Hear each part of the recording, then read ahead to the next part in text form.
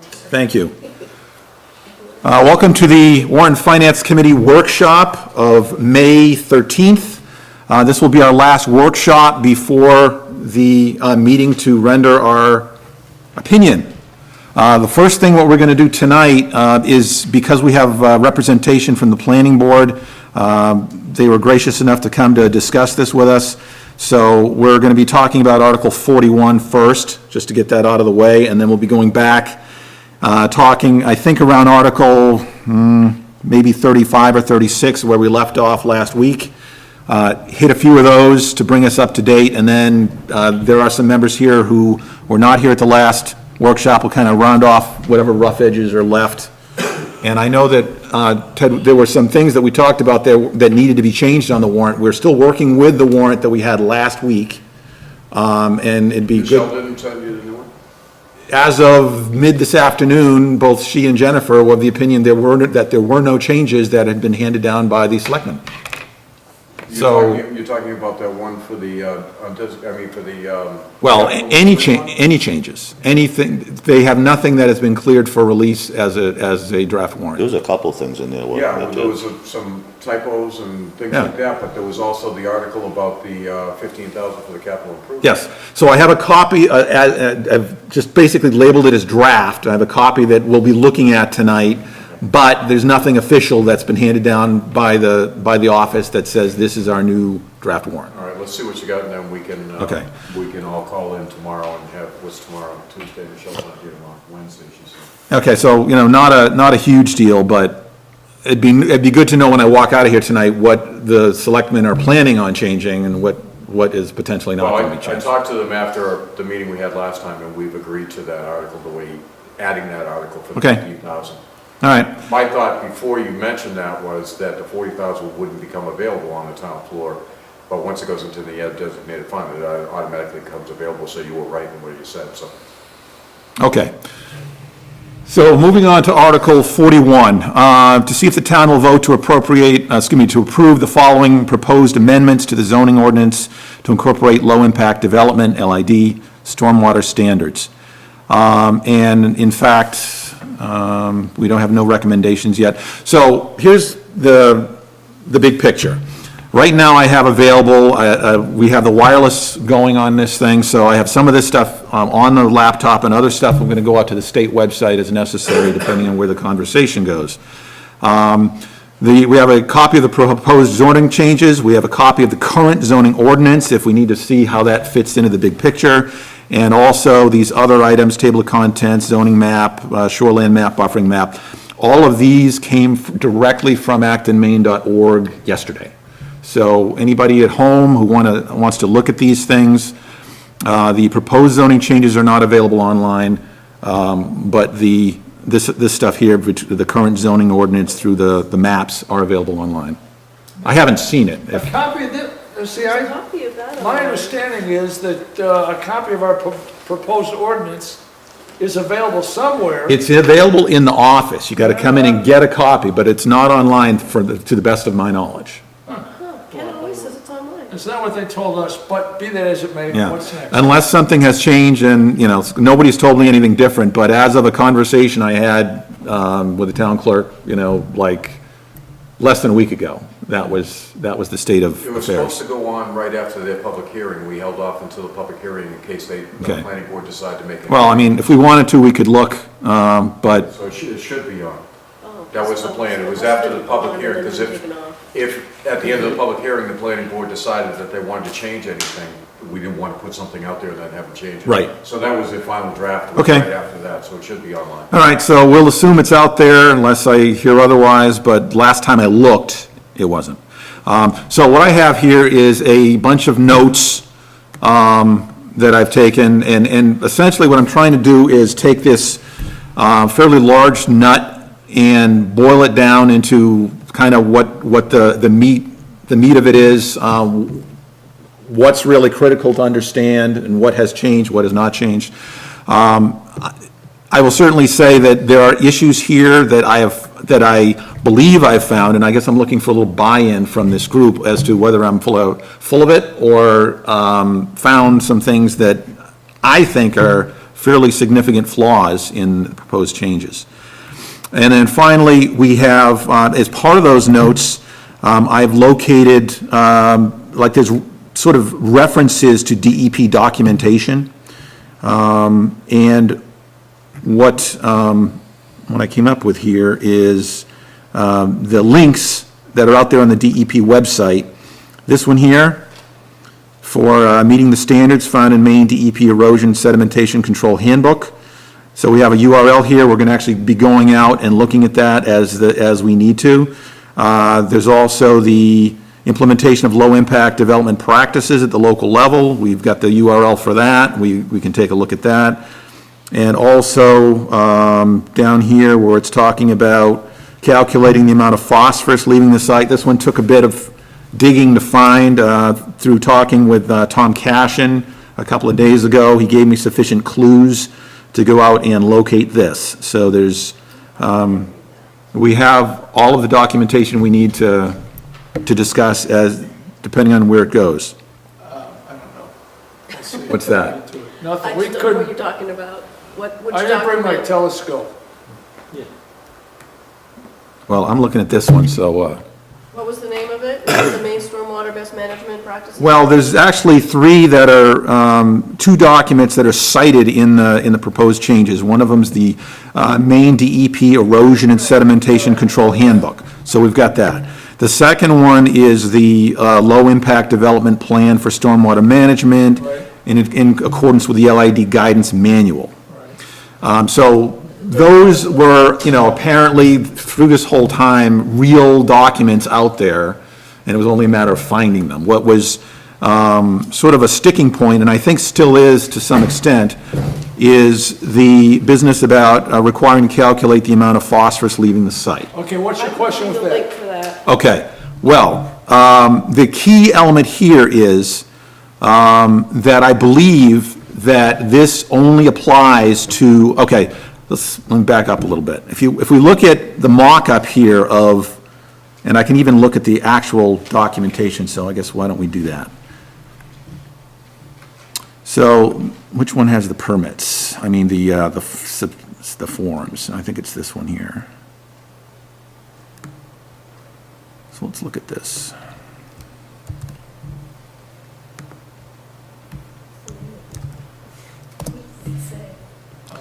Guidance manual, LID Yes, guidance. that we have. Oh, yeah, that, Okay. that won't give you your That- formula for phosphorus. Yeah, so if we look at, we're not going to be looking at the stuff in the middle at the moment, but what I wanted to do is go down to the end here where, this is part of what we've said that a homeowner needs to fill in or fill out.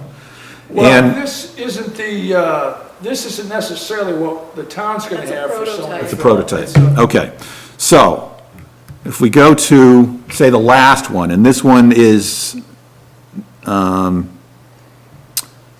retrofit. So you basically just want to make a change.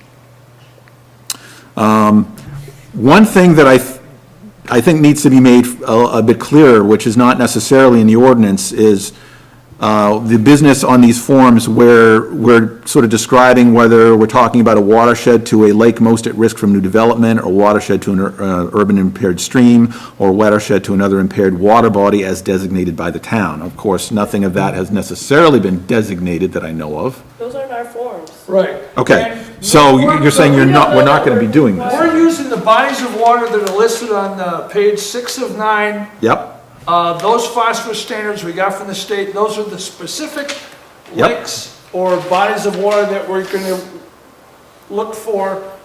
Those have the phosphorus standards.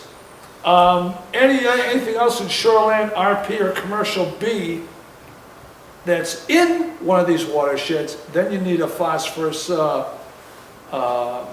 you have to fill out a phosphorus loading formula or whatever. well, this just tells you what the limit is. Right. This doesn't tell you what your It tells you property what is going the to do. limits are for those specific lakes. Right, So you're gonna have to work out, if you're in the watershed for one of those lakes, then you are gonna have to work out with the formula from the DEP, how much phosphorus is leaving your land and making sure that it's less Right. than that rate for that particular lake that you happen to be on. What forms are you going to be using, Chip? You guys haven't Not developed sure them yet, yet? nope. Ken will make them. That'll be Ken, he'll probably cull together something from the state or through AWWA. They're working with the DEP, I believe, and they're talking to each other to see if they can't come up with something a little bit easier to use. We'll take a look at that and see what's what. This list, for the record, doesn't include mulch, so I'm not quite sure what is expected It's there. Sherman Falls watershed Right, only. it's not, we're not looking at that right now. Really? Right. Okay. It is Wilson, it's Wilson, Horn. Well, just Well, those it's guys. all these lakes here. Yeah. They're all in the Sand Falls. Okay, watershed. so this shows you what the limits are, but it doesn't say what your magic number is for your property. Now, No, everyone's different. okay, right, so, You know how much phosphorus is leaving your property before your project. You have to have less leaving after your project, and you want to stay below. okay, so let's look at and I understand that this is a proposal, this is a starting point, and the town is going to do a little more specific according to what the town does. Certainly, I think one reservation that the town body has or will have is the fact that a lot of these things are not yet even in draft form for our town. We don't know what we are going to do. So, we're asking the town to put forth a legal framework that allows things to happen that they're not even sure what those things are going to be necessarily, in what form. I don't understand. Well, there's a DEP formula for figuring out phosphorus. Right, and we There'll can be look a at that as form- well. There'll be a permit that you'll fill out if you need to do an LID. And, it doesn't, I don't know that we need to have this ahead of time.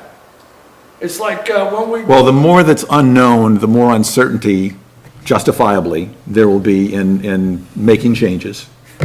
Nothing that says it has to be here, but the less that is known is by definition an uncertainty. Fine. I mean, we're just asking people to provide a couple extra sets of documents, all based on the same Okay, base map, right? So, let's look a little bit deeper into this one, the new residential development. Now, this is very substantially similar to the multifamily. But what's in here is that we have, so it goes into a section on 5, talks about the LID standards, and you need to check off what is applicable to you, and the typical homeowner is not necessarily going to know which of these applies to them, so that's another one of those things that we're going to need to come up with. Anyone that's A gonna do CDIC anything run on their document. property is gonna have to come to code enforcement first. You don't build a deck without a permit, you don't get a permit without going to code Does enforcement. code enforcement have this information?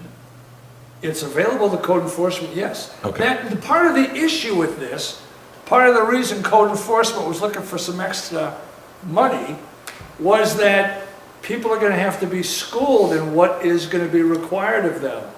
And he'll, just like if you're gonna come in and build a house, he's gonna tell you what you have to do, what codes you have to look at, what forms you need to fill out. Are you comfortable drawing up a plan yourself, and you're gonna have your builder or an architect do it?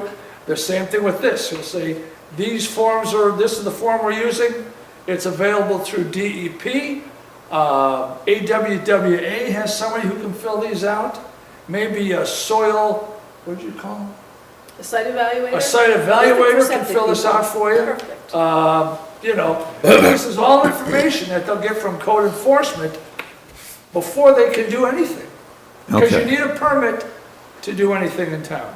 None of the new ordinance, I don't think, says anything about a permit per se, so. It says that's- you have to- It says that you need approval, you submit it to your approving authority for approval. You need But it doesn't say anything about a permit.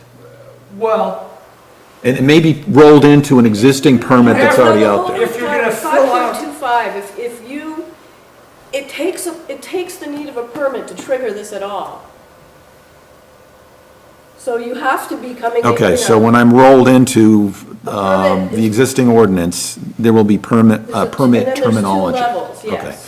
So, And that language is in our existing ordinance. So what is written in this ordinance, it's not separate standing, it actually jumps through our zoning book and only tells you where we put new stuff. But we have not, because we haven't designed our application form, I have no idea what that sample says, so I don't know how much of it We're gonna use or not we'll use. use or not use. okay, And that'll be something probably that maybe the planning board and Ken, will work out, figure out what is best gonna satisfy the terms of the ordinance. okay. So this is the 5.25 for the existing ordinance, for what it's worth. All right, so, let's see, where's my commentary? Okay, so what we have, and I guess it would make more sense to you looking at your proposed changes. Looking at, okay, so what we're saying in 5.25.4, and I grant you that there is an exemption section, which we will talk about momentarily.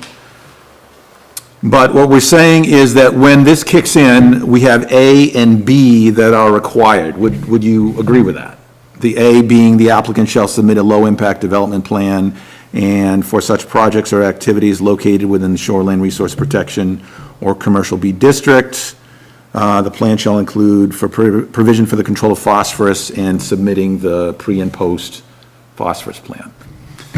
So, digging into the DEP side of the house, and this has to do with the one DEP document that applies to this section. And I guess I'll go to the, no, you don't have any, excuse me. Where is it? This. Okay, so when we're filling out this form, granted that we don't know exactly what our form is going to look like, but can I assume that it's going to have the 5A, some form of the 5A and the 5B sections in there, which talk about the basic LID standards and the alternate LID standards? It might?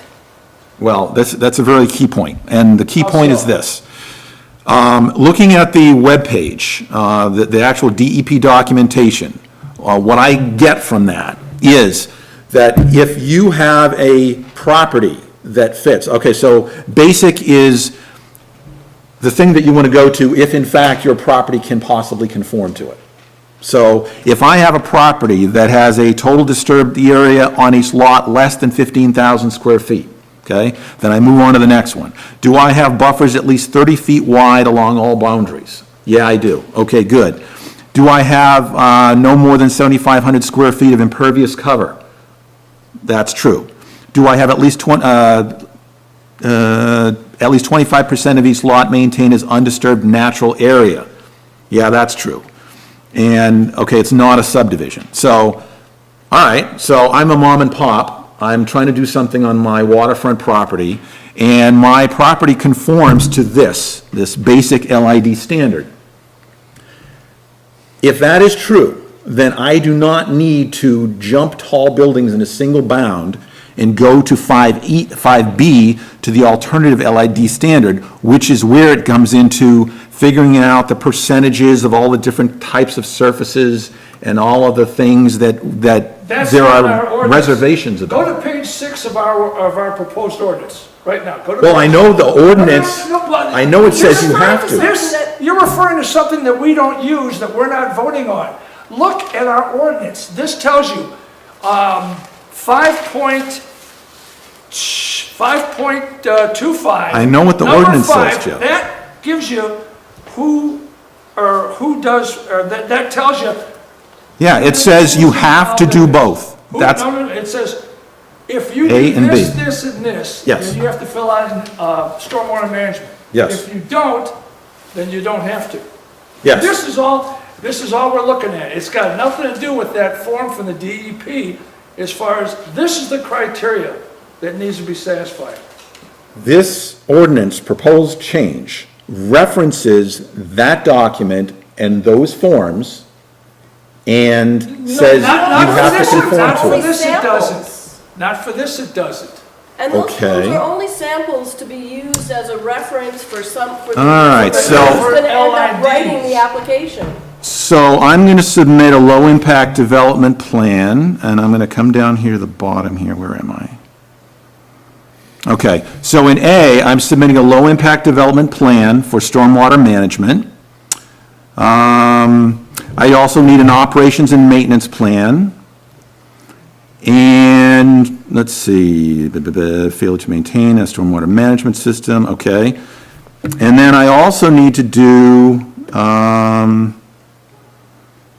the plan shall include provision for the control of phosphorus. If this is invoked at all, I need to do that. For my mom and pop that has a fairly minimal change, I need to invoke all of these fairly significant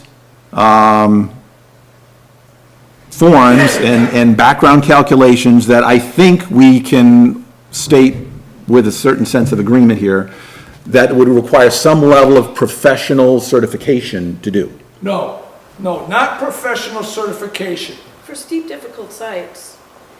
Okay, You how? would be hiring a professional anyway, because Right. nobody can DIY it on those Sure, sites. sure, but for things that sort of barely squeak over into the purview of this part of the ordinance, that may not have extreme sites, extreme, slopes, even if I'm making a fairly minor change, and so those minor changes are,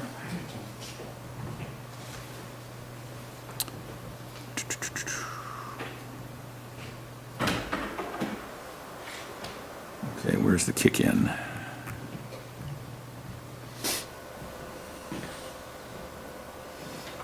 Okay, right here. I don't know, it's probably a typo because it's on my list, it's on my list. What date? I might be- All right, one moment. Let me look at my notes. So, effects, okay, so 5.6C and 5.8, I have the section that I'm looking for here.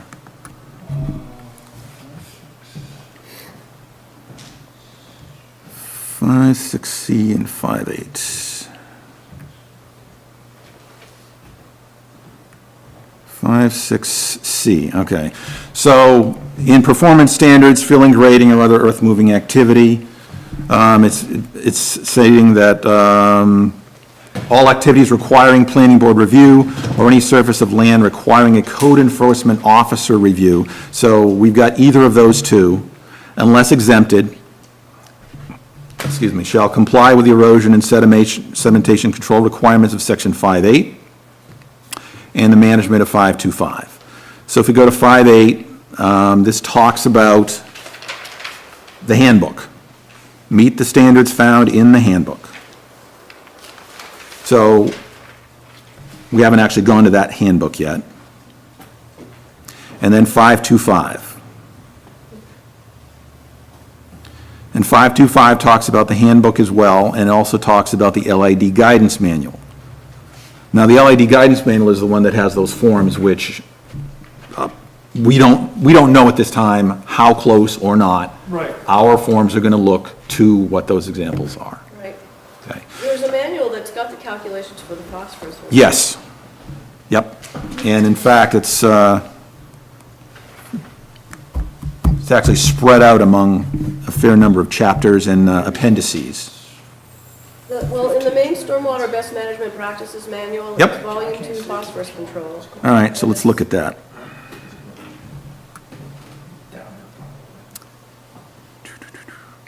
It is quite a bit of reading. It is. Okay, this guy. So basically, we're doing mostly volume 2, chapters 2, 6, and the appendices is largely what we're looking for here. Yeah, that's what I found. So if we go to chapter 2, we have, volume 2. So it talks about the phosphorus budget, phosphorus allocation, parts per billion, calculations. And it basically involves knowing the type of cover and percentage of, on your lot of cover, whether it be impervious or pervious.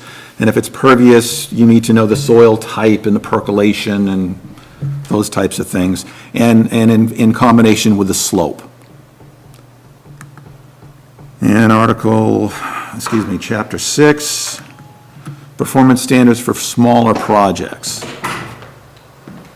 Now, this is where, this is not the forms. This is the part of the manual that we're citing and saying that, hey, this is what you need to do to comply with our town. So we're looking at single-family residences, small subdivisions, no new roads. And we're looking at the basic lot standard and the alternative standard. And I believe these comply with the forms which are in the LID guide, and I think that's what we have here. It's talking about the basic and the alternative. So the basic says, the following basic single-family residence lot standard is the preferred way of addressing new development of individual residential lots or small residential subdivisions that do not include a new road. A project must meet all provisions of the standard. The standard for appropriate buffer design and maintenance are presented in section 6.2. So 6.2, here's your basic lot standard, less than 15,000 square feet, natural buffer. Those are the things that are on the form. And then we have the alternative. A property owner or developer may choose not to meet the basic single-family residential lot standard due to site constraints or site preference. And in those situations, you use your alternative, and that's where all that lovely, controversial phosphate calculation stuff is located. So what I get from this, and regardless of what the ordinance says at this moment, what I get from the original intent of this documentation is that, and it makes perfect sense with my thoughts going into this in the first place, is that, it's wondrous that the state actually was really thinking about this and took it logically. And that is, if your lot, without bending steel bars, if your lot conforms to certain reasonable, readily discernible characteristics, then that's all you need. If in fact you've got a small lot where you've got a house which barely has borders around it before your lake, which is sitting right in front of it, or you've got a very steep slope, that's not going to comply with your basic, simple, CDIC run lot standard. And in those situations, you would need to go into the stuff that we're talking about, the LID standards, your phosphates, you got to do your calculations. And when you do those calculations, you have to figure out what magnitude and type of mediation that you need in order to keep those phosphates from going into the lake. And that's really the key. If you've got the basic compliance, you've got that built into your lot and you don't need to think about it anymore. All right, let's back up for a second. Sure. Now you're looking at 5.8, and 5.8 deals with filling, grading, and other earth-moving activity. Specifically, it deals with soil erosion and sedimentation control plan. That is what applies, that must meet the standards found in the DEP 5.8. Erosion and Sedimentation Control Handbook. That has nothing to do with the stormwater management, or the stormwater runoff part of this, which is 5.25. Okay, let me just double check that. I'm pretty sure that is the same one that's cited a little bit. It's not. Earlier. It's cited in one spot, as far as I Okay, can one tell. moment, one moment. And the appendices of that area. Main of that same stormwater chapter best have practices. the formulas. Okay, so let's see, if that one 581, Maine DEP Erosion and Sedimentation Control Handbook, is that it? Excuse me. Maine Erosion and Sedimentation Control Handbook. So that is in 5.81, and that is, excuse me, Erosion and sedimentation control. erosion and sedimentation control. So that's land erosion, ESC, Best Management Practices Index. And what that deals with is during construction of the project, Yep. we keep sedimentation and erosion from going into the watershed. Sure, The stormwater management plan deals with after construction. right, and that's what we're Right. talking about. Well, no, we're not, because you're saying that the, Right now, we're looking at the The LID. handbook that the sedimentation control plan has to meet Stormwater BMPs. also has to apply to the stormwater management plan, and it doesn't. It's not referenced in the stormwater management part, only in the sedimentation and erosion control part. Okay, so, Basically, me- it's pre, during, and post-construction. Those are the three phases we're trying to. all right, so, in 525-4B, which is where it's talking about, A and B is really where it's talking about these low-impact development plan accompanied by the phosphate survey. And for the development plan, it cites the LAD guidance manual, which includes those forms, which we don't know what the status of those Right, forms but are. they aren't the erosion and sedimentation control handbook, though. That's something. That is the LID guidance manual, Right, that's all that Yes. deals with stormwater runoff. right. So we're talking about the LID guidance manual. Okay, back up a little bit. So here we have our required actions. We've got 525-4A and 525-4B. And that's where our integration comes in. So I'm going to go up to 525-4A and 525-4B. And I don't really have any issues per se with this part of it. Well, actually, it does say, where's 5.8? So 5.8 is talking about this best management practices, and, you know, that seems reasonable and rational. But that's during construction. Fine. And so, you know, That's not stormwater management. I'm good with that. Okay, so now, but in 5.6, we are citing, okay, so we're talking about the erosion and control of 5.8 and the stormwater management requirements of 525. Okay, so that's in 5.6. Performance standards. Yes. Okay? So anywhere where we're citing 525, I think is where we're getting into a Oh, little bit of hot wait a water. minute. 5.6 is during construction.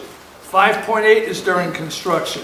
Stormwater runoff is 525. Next page over. Right, but 5.6 is citing 525, stormwater management requirements. Oh, right. The only thing we added to 5.6 is there shall be no earth-moving activity. All right, 5.6. No, we added, So Yeah, 5.6, erosion and sedimentation control. Right. Yeah.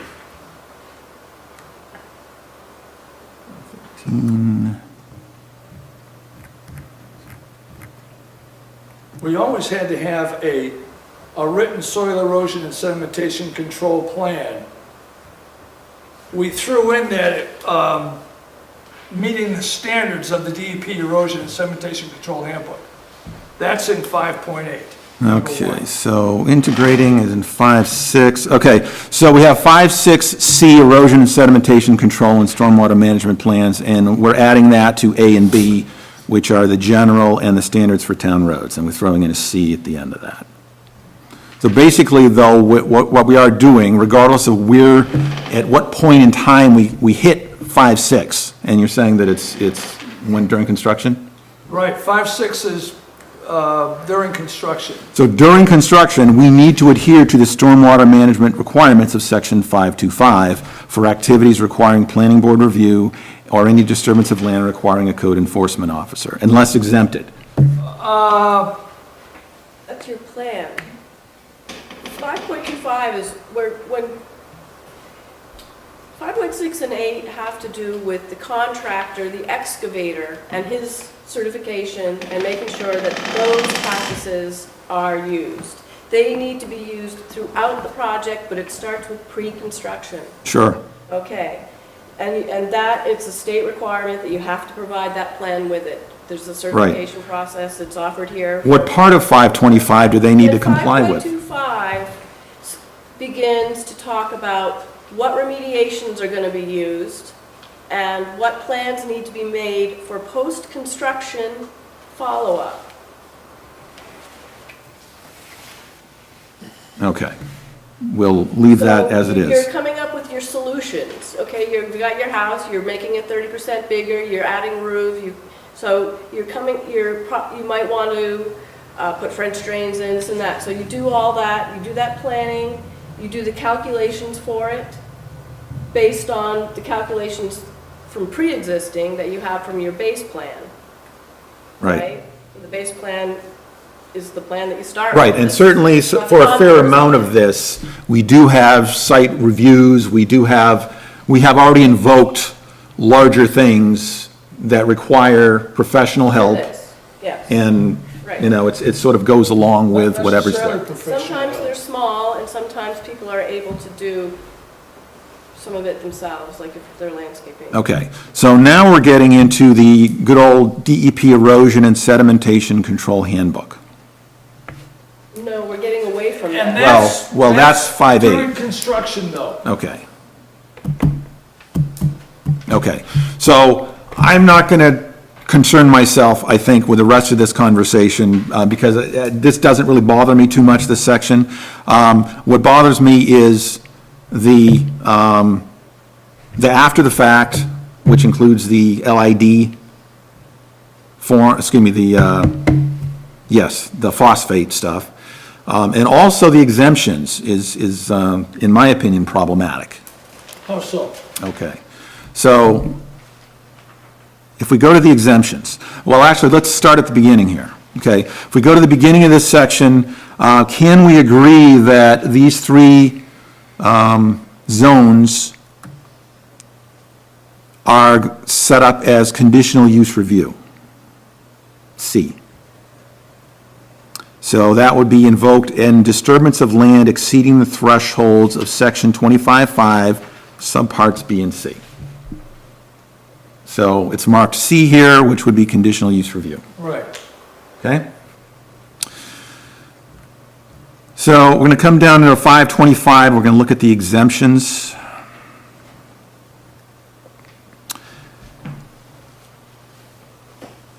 Let's see. There are lowly exemptions. Is that this 5? Okay. I think it's 5. 5 exemptions. Come on, give me exemptions. I think it's number 5. 525.5, I think. Project activities. I'm pretty sure it is. Projects. Exempted from the standards if they meet Okay, all the. okay, so if all of these are met, we can be exempt, okay? So the first qualification is that none of these things can apply. Such projects or activities are not required to have a DEP stormwater permit, which is a larger thing, nor a site plan or conditional use review, Right. according to the land use chart. Now, conditional use review is specifically what we're saying these things need. Conditional use review. Therefore, for these three zones, this will never, ever be true. Therefore, there will never, ever be an exemption for those three zones, according to this section. Now, there's. And your problem is? The other section that can come in here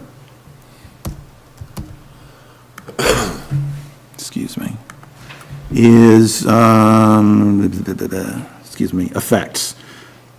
Requiring planning board review. So in any zone, I could require planning board review.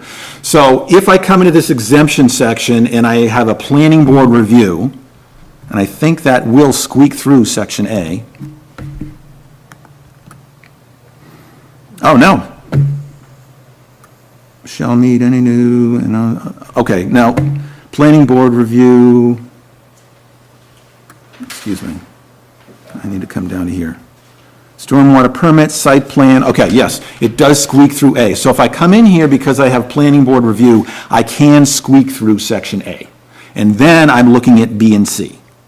And those are the things that were cited at the hearing, that, yes, there are exemptions, but it looks to me that legally, if I look at these exemptions, if I'm in one of these three zones, I am required to go through the rigmarole, including all of the phosphate calculations, regardless of the size. Once I invoke it, and the invocation is here. So let's see, that's the exemption, required actions. Any disturbance in excess of 525 B and C, so let's look at that.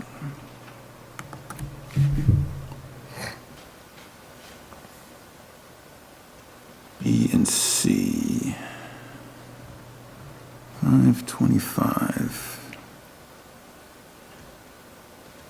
B and C. Okay. For such projects or activities located within the shoreland, the site plan includes control of phosphates, will be required. No, I think I missed up my documentation here, because this is the waiver.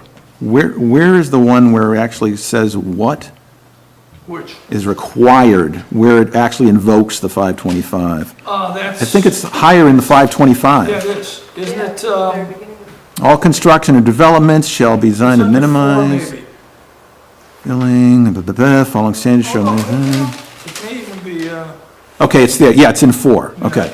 The following standards, okay, so now that we know that we don't have exemptions for these 3 zones, let's see when we need to go in there.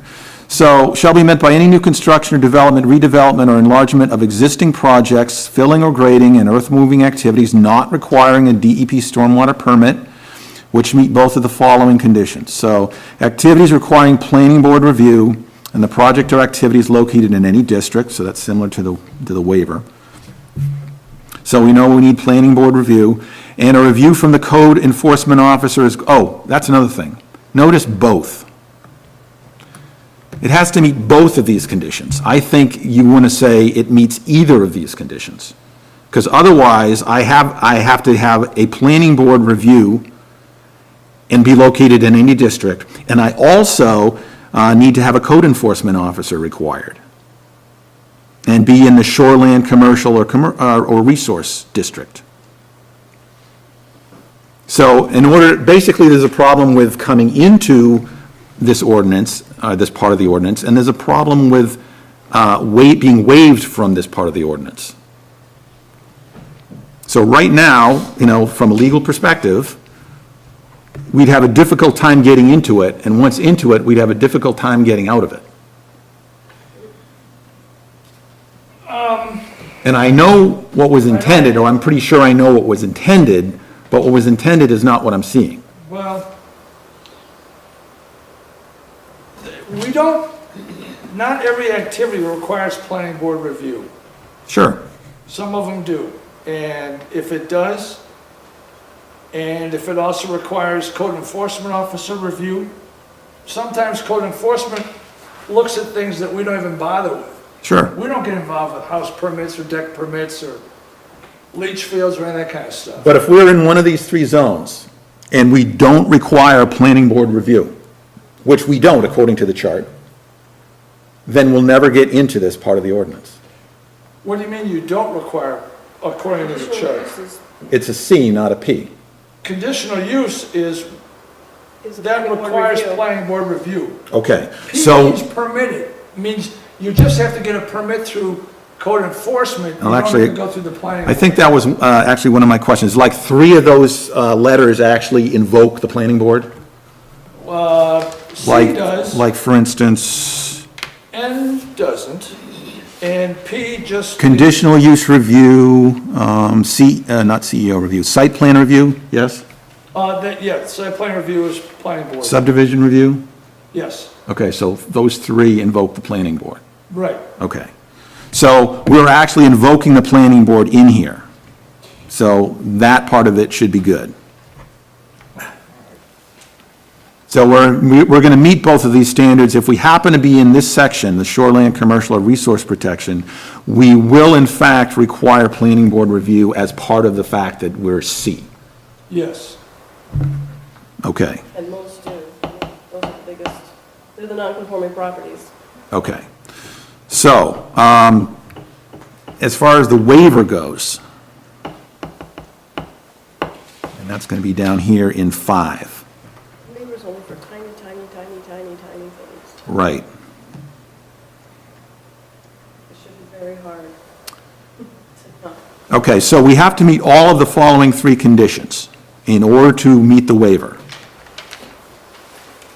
So, because we have the site review, and I think we can agree we do have the site review, A will never be true, because we will never have, for these properties in these 3 zones, we will never not have conditional use review. Therefore, A will never be true, therefore, we cannot meet all 3 conditions, therefore, we never get an exemption in these 3 districts. So that's, It's a conundrum, isn't it? yes, that is one key issue. Let me go back to my There are notes. some normal-sized sites in the shoreland, not very many. And the other issue is what I've already mentioned, that it appears that Go ahead. no, go ahead. No, I You're was. certainly entitled to He was clarifying. hash it over.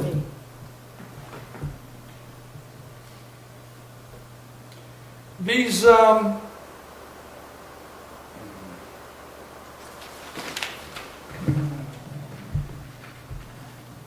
see, these deal with disturbance of land. And I guess you wouldn't necessarily have to disturb the land to require a stormwater permit. I mean, you could be adding you could be enclosing, you could be covering your deck or enclosing your deck, doing something Or that just you already moving it just, up. the land has already been disturbed. And I'm doing something in addition to that. So it's a very tiny little thing, but it doesn't always have to, it doesn't always require conditional use. This is gonna be Article 41 41. Yes, on the warrant, yes. and how many total articles? are- 41, I think. 41? So it's the last one. And I believe there's going to be a motion on town floor to move it up. And the town will, the body will either approve or not. So there is that. But the other thing that I think is a very significant point is that, and I thought that that the planning board had not intended to do this, but I'm sort of hearing that, yes, they did,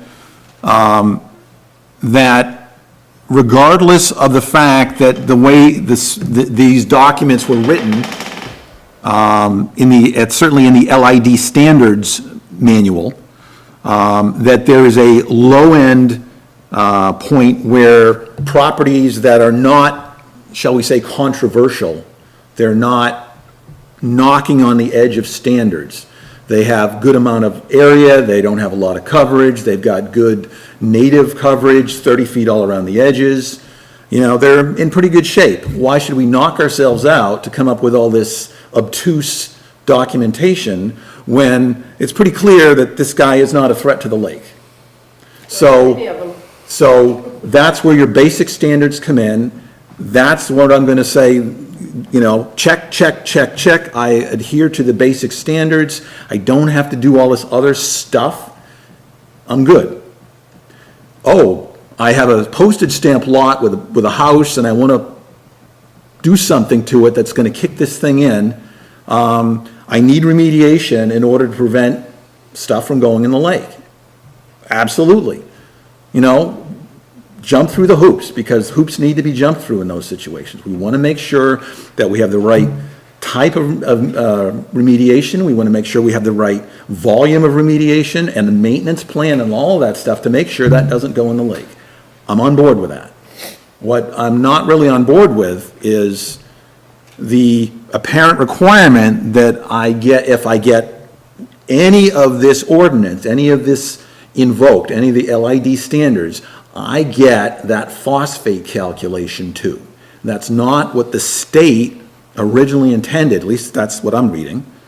But that is apparently what the planning board intended, and that is how this is written. Phosphorus is the major contributor to the pollution. That's the major thing that they want to try and curtail leaving your property.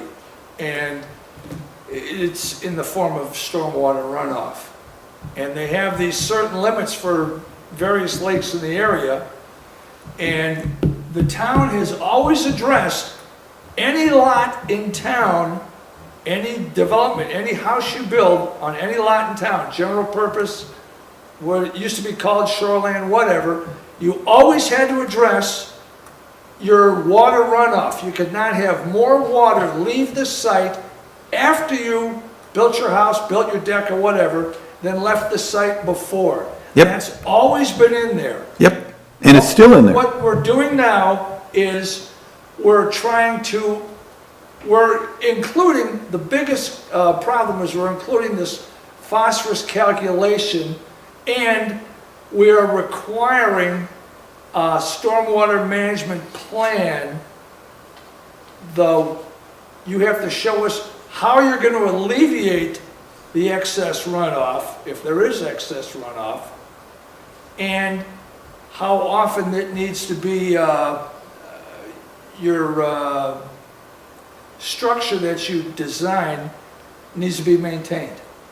Because there's no sense putting $200, $500, $1,000 into a stormwater management structure, French drain or whatever you end up doing, if you don't make sure that it gets maintained down the road, because it's going to stop working after a while. Right. They all stop working. Yep.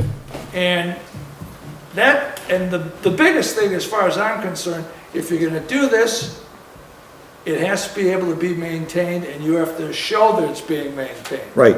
There's no sense going through this, jumping through these hoops, worrying about this phosphorus calculation, if there isn't going to be a maintenance plan included. Right.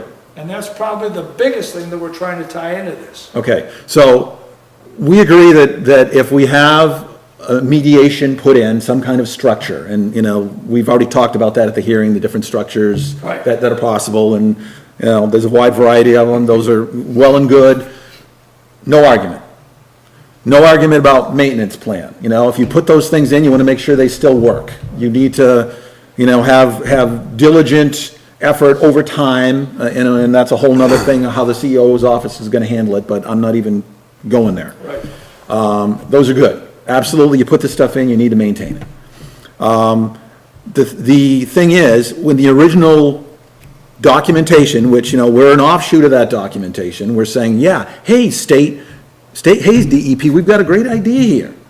Let's take that and run with it. So I'm assuming that that's at least the starting position that the planning board took of taking this documentation, they saw that it was good, and they said, hey, let's fold that into our ordinance. And that's great. But what is currently intended to be folded in is more than, and I think in an onerous in being more, than what the state has written up in their documentation. And I'm not even talking about the application form. Yeah, no. I'm talking That's about not the what way they it said. worked. We had a standalone ordinance designed for us first. Okay? and it was too onerous. The thinking was, we couldn't understand it. The person who designed it had a hard time answering our questions on it. Yep. And there's no way that we could get that through the town.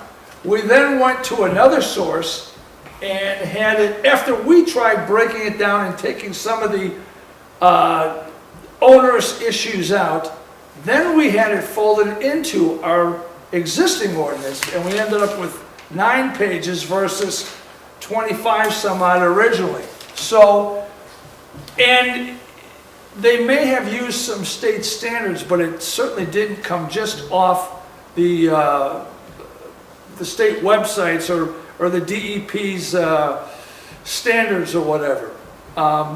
It came from a couple of different sources, or these people that designed it for us. It came from a couple of different sources. They give us this ordinance, it's too involved, we had it broken down, and because we already addressed a lot of the issues, if you look at this, anything that's not underlined or shaded is in our existing ordinance. So that was our thinking, that we can make this simpler, and which Okay. is what we ended up doing. Let's try it from a different angle. Well, that was the process. Right.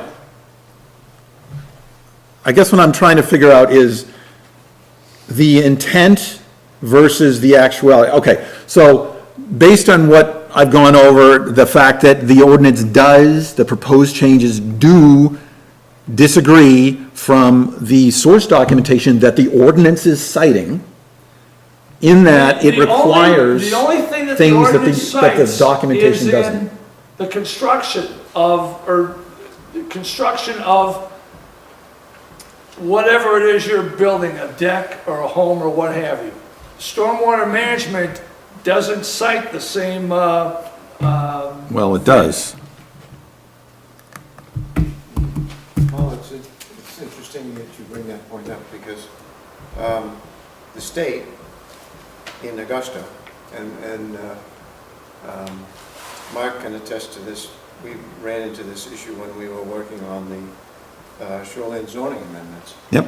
The state obviously has a much greater diversity and different interests to address when they devise stormwater management rules for the state. The state does not have to pay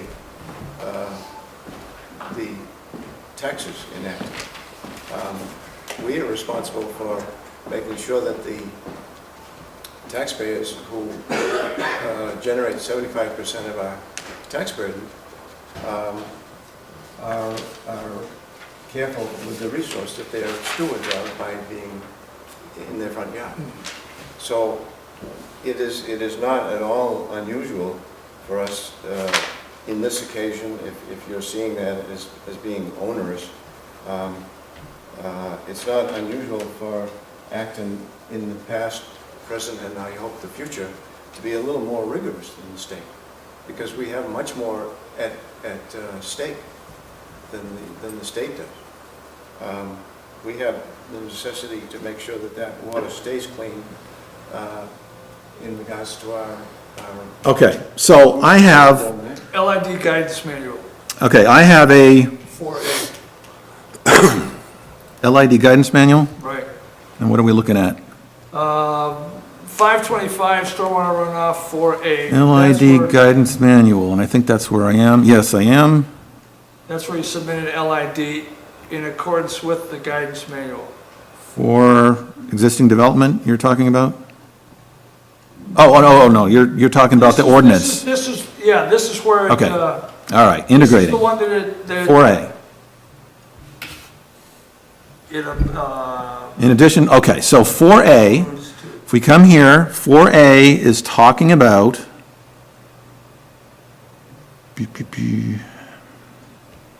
actually, 4A, okay, 525 4A. Right. So 525 4A is the LID guidance manual. Right. We're in agreement on that. So the LID guidance manual talks about the basic and the alternative standards. And it specifically states that the site or the designer may choose, the site may not accommodate the basic. Right. May not comply. So then we have to get a little bit more critical about what's going on. Or the designer can opt to not hit the easy button. Maybe they want to go through the long process. Either way, they can use the alternative. And the alternative looks at the permeability, looks at the percentages, looks at the soil types, looks at the slopes, and all of those things, and then needs, when they do that, to submit the background information where from they calculated all of that stuff. If, in fact, they never chose the alternative, but they only stuck with the basic, I believe, in my opinion, that the DEP's intent and the ordinance intent should be that we are not required to develop nor submit any of those things that we are not in fact using. We're selecting basic. Why should we develop that other stuff? Why should we submit it? Why should we evaluate it? We broke it down by the size of the disturbance and by the slope of the Yes. land. We're not Yes. using basic, we're not using that language, and when you're referring to it, I have not read what you're reading. So I can't even follow you. Anyway, in B, it specifically says, if you're in shoreland RP or commercial B, you must also include provisions for the control of phosphorus. Sure. So it may not be required in A, according to the LID guidance manual, but we require it in B for our ordinance. Right, and that's where I'm coming from. So let's look at where we kick this thing in, okay? So if we go to up front, actually it's in 525.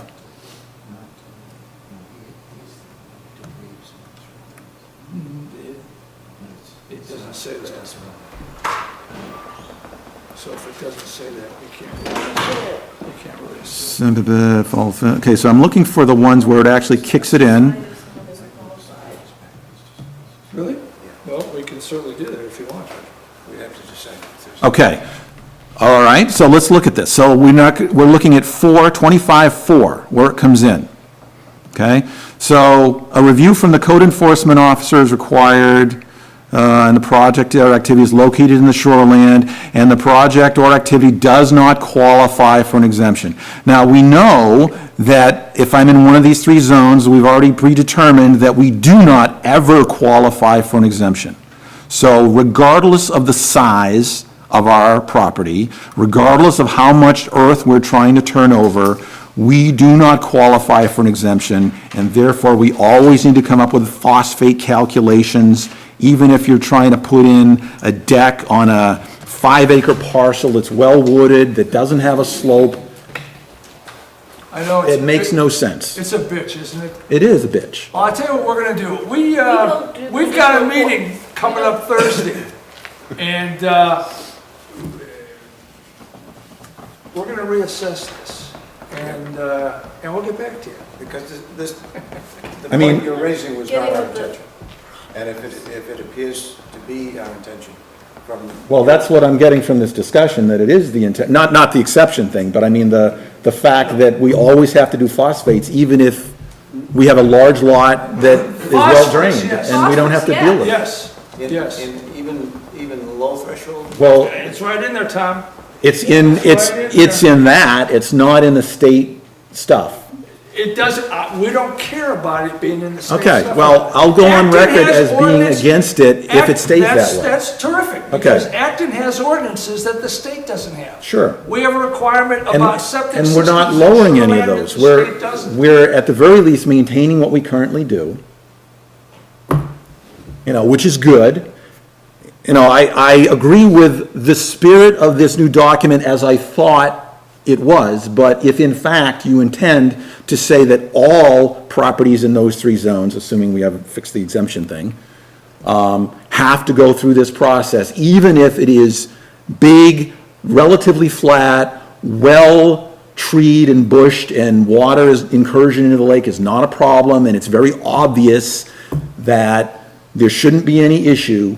We have to go through this, and I'll call it again, onerous process, to submit to the CEO, who also has to burn cycles to review all of that and make sure it's good and valid. It's ridiculous. Terrific. Whatever. We'll take it on review and we'll get back to the selectmen. All Yes. sites Great. discharge phosphorus, and some sites are at varying degrees on whether they've already updated their septic or not. Most of these people, it's for, if you're doing construction and you're creating a disturbance, But that's a different section. no, the phosphorus covers Well, in here it covers, calculating to make sure that after construction, there will Yes. not be any additional After. phosphorus coming from the land than there was before. right. And phosphorus runs under and above the ground, and some of these systems are going to be pre-treatment systems where all that is calculated when you put the stuff in. And the people who do the installing know how to do that stuff. Question I wanted to ask. 1 minute, quick. We talking about just those 3 particular zones? Right now, yes. Initially, it was gonna be the whole town. Well, the reason I'm asking is, Yes, you talk about watersheds right, in this thing. right. The watersheds are not On the shore. Right. only in those 3 zones. Every place in town is part of one One- or two of these main watersheds. No, we understand that.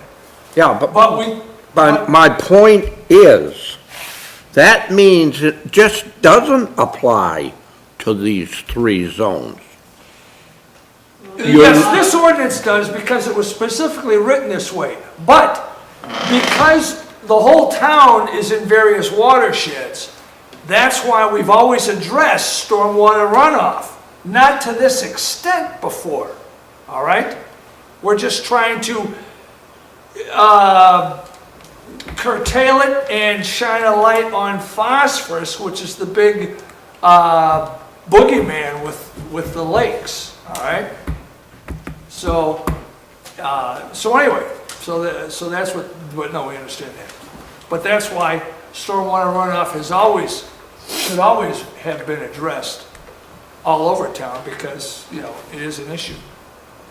Anyway, we'll reassess it, we'll get back to the select. Can I just go over a couple of the points that I probably... don't have to. I'm reasonably sure I've already covered it, just to make sure that we at least know the high points. All right. Okay, so anything here that talks about arguably, and hey, we've been doing that, is points that I think need reassessment.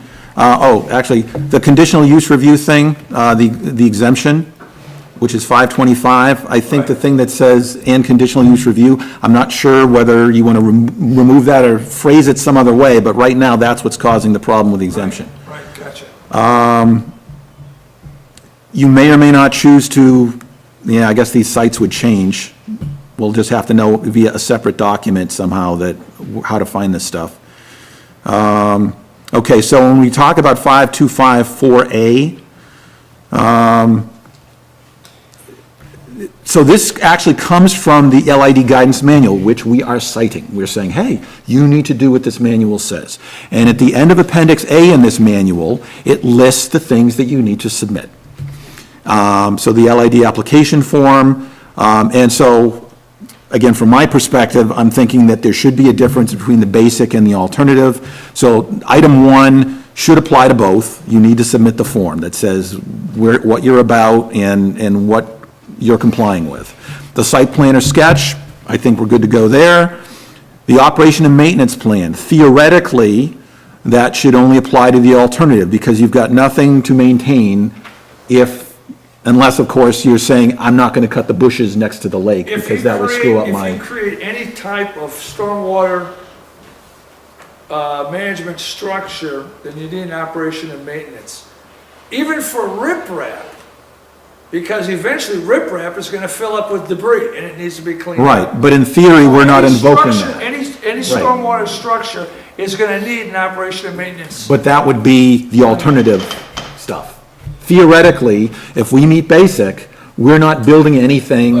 If you're not for building stormwater anything, stuff. if you Therefore, don't with need nothing to- anything. Right. Yeah, right, no, you don't. That's the thought. I mean, if you hit basic, if you're in basic, you do not need to remediate anything. You're not building anything for stormwater. It's there by nature. If you're in shoreland and you're increasing your impervious space or disturbing the ground in any way, you have to do a plan. Okay, and that's fine to do the plan. The question is, do we involve, okay, the thing that's the niddling point is the thing where, gee, we may or we may not require professional help to fill that out, the phosphate thing. If we can somehow isolate that part of it to not be absolutely required all the time, if we, for instance, comply to the basic, you know, are there times when in fact, if I comply to basic, I don't have to build any remediation, and I grant you, there's a lot of lots that are small, you drive along the lake, little postage stamp lots, we're not talking about those. We're talking about the bigger lots, they've got a house set well back, they've got a septic system back there. Paul, would you be in agreement with language that would have the Yeah. intention of empowering Kenny? Thanks, Chip. I thought this was what we were on to. This will be my last comment. Empowering Kenny to Yeah, waive, I've said that too, but don't believe me. Certain requirements, given the simplicity of the project, or something along those lines, because that... I think anything along those lines would help. Doesn't make sense. Yeah, What's the point I of, don't think it's fair to Kenny especially, because then it's gonna open up. yeah, Kenny everybody's- can't make up the rules as he goes along. Yeah. What we left Well, it that's what open- you're saying. What we left it open for Yeah. was so that someone, like my husband, who's an engineer, but he's not a hydrologist, but he's an experienced carpenter, could remediate on his own site, with minimal help, i.e. he could go to Joe Anderson. Because, why? He basically understands, he can do the math, he understands what the drawings need to look like, so Kenny doesn't have to require him to hire an engineer.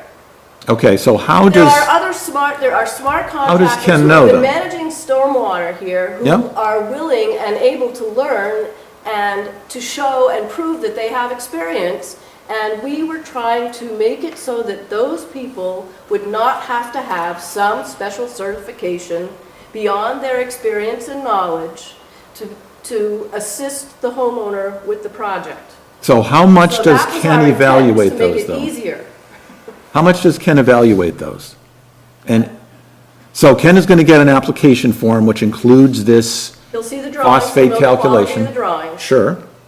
And the phosphate calculations and permeability and all of that He'll stuff, and have soil that types. information, he can give it to people who can use it. Other Okay. people are gonna have to go at least to Joe Anderson or someone like that. So how does the CEO's office evaluate those forms and say, yes, I approve that, or no, I don't? Well, he'll have made up the forms. So all he has to do is read them. What do you mean he'll have made up the Well, form? I mean, I I think don't know what what Paul's- forms what you're Paul- talking what about. Paul's saying Are you is- talking about the application, or are you talking No, about? the process. The application form, which includes the phosphate background, Right. which is required in all cases when it's invoked, and it's Right. not exempted. So that gets submitted to the CEO's office. Right. What is the CEO's office going to do with that information? To make sure it's accurate. And if they can't do that, then how is the CEO going to evaluate, say, the pick list of individuals or organizations that are qualified to come up with those so he can trust them once he reads them? Because I could submit something and say, oh, throw some numbers on there, you know, that looks good. Is the CEO's office going to pick up on that? Formulas are in section 2 of the main DEP book. Yep. They're in the appendices, not in that section on basic and alternative. Are you talking about the limits per lake, or are you talking about? PPE, the PPB, the pre. Sure, yep. That stuff. The limits, yes. Those are the formulas. It tells you, you figure out this and then you multiply it by Yep, that. yep. That is what everyone will be going on. Sure. But Ken would have to go out to the site He'd have to go evaluate all the parts of the site and pick Right. up soil samples and, No, you he know, won't. He won't be doing that. Someone will be doing that. someone will be doing that. Okay, so it's conceivably the homeowner who will be doing that. Who's going to be checking the stuff that comes in and what will they be doing with There's it? maps that tell you what the soils are, so some sites will need to be tested and some won't. You know who would be perfect? The septic guys. They would be the perfect people to call. They will have the knowledge. Paul, I need to stretch my legs for a few That's minutes. fine. My I think back's we're stiffened up. ready to roll anyway. Thank you very much. Thanks, thanks for all the, for actually taking the time to break it down like that. Thank you. You're welcome. Okay. We're going to take 5 or so. We're back. I had done a quick review. Okay, so Article 6, we had talked about it at our last Warrant and Finance. Mark was not here on the last thing, and the only thing that I thought might be, it wasn't contentious, but I thought it would be something that we potentially benefit going over off camera. So the two of us sort of talked about this, and basically the thought came up, should or can we get the proceeds from recycling either, say, put on the warrant so it makes it like a net article? So that we can, you know how the town budget, the Article 19 is written to be raise and raise this, appropriate that, so that on an annual basis, maybe there's good and valid reasons not to do this, but to actually get kudos for doing our recycling, to say, raise this, appropriate that, and the difference being the income, because it's not just a cost center, it's a, we've gotten income from recycling You should to show show the the difference. the Sort of like income. Acton Rec, sort of The like, only thing would be is you wouldn't know your final number till the end of the year. Well, no, but you know, up to date, could you retroactively, or even Or just you can mention even the number show it. I think you'd somewhere? have to do it like you did with the Europe money did. yeah, Remember, you had to hold it back a year? Yeah. So you knew how much money you had. Right. Because Because- the Europe money changes every year, so what we do is we're a year behind when we put that money forward, so we could do that. Something along those lines, Right. because, Thing is, It's too late to do it for this year. Sure. But, But yeah, just it's to- like just this as year. an there's odd- like- because it's that's not too late for somebody to get up when the article comes up and say, now, wait a minute. That what we're raising and appropriating is not actually what we're spending. Well, it is. Because- It is, because that money that comes from the recycling goes back into the designated And fund. it shouldn't It doesn't go to the general dump. fund. It goes back, It should that's the way. go back into the I mean, it recycling would, fund. it would be kind of neat to, certainly it was earned there. Yeah. Why shouldn't they have the benefit of that? Why shouldn't they get the kudos? Well, Or none at the of- very least, it should be more transparent to say, this is what it earned. Maybe it doesn't figure into a grosser net, but this is what, this department earned last year. We Just as a matter recycle, of we're interest. one of the better recycling operations in the state. I agree. And And we could probably be better if we had a We- number to shoot against, let's do even if better we than don't last year. do that much better, but the people can understand if they sort their trash and they take the stuff up there, it's saving the town money. No, I agree, and I like it, because right now, with this new agreement, we're no longer burning the trash. Yeah. They're actually taking our trash to another place, and they're opening all the bags, and they're getting all the recycling that people are putting in the bags that we don't see. Yeah. So if that is shown, maybe we'd go to 40,000 next year, or 50,000. Who knows how much is going through Yeah. plus the money we save by not sending all that recyclables in those compactors up to. Yeah. Truck it to two Number different one, you places. save, you're not paying that tonnage. Right. Number two, you're not trucking that tonnage. Yeah. And right now, they're pulling those recycles out, so, why can't we make it? Yeah, I agree. So are you taking notes about bullet items as we go through this, or should I be taking those notes, or? Yeah, you sent her everything from our last meeting, right? All the changes that you had, you showed me, Not necessarily. typos and stuff like that, no? Nope. Okay, so why don't we do As you that said, tonight? they go through it with a fine tooth comb to Well, pick yeah, out. Michelle and Jennifer usually do, but if you've already got some, that'll save them Okay. some time. So, So I would send them actually, what you no, had from last time. this is actually later on, it's not the waste handling agreement. So anyway, that came up in the waste handling agreement, but it actually applies to, Okay. Do you have any questions about that since you weren't here, about what we did? Right on that one. Oh, thanks. well, we were talking about Article 6. Yeah, do you have any questions I about mean- what we did? No, okay. We saved a lot of money is what we did, and we were lucky to get it Well, for the next 25, Yeah, for the rest of our 25 years. It seems like a pretty good deal. Yeah, it was great. I was really impressed because I didn't know what was going to happen once they closed that place down in Biddeford. I figured we're going to have to start searching for a place, and they Well, started yeah, talking you about know, Rochester. you could have been looking at trucking it to Old Town, Yeah, you know? All right, so we're going to jump forward to anything that, and if anybody can recall anything here that was that's a school budget. contentive or anything worthy of going over again, but I don't think so offhand. Most of this is housekeeping. I got one don't of think there were those. any issues. I brought the wrong thing, I did. Grants, donations, and fees. No. Snowmobile, no. Okay, general government, this was the first one that, other than, say, bolded or unbolded colon, this is the only one that had, the little typo with a period in Article 19. Yeah.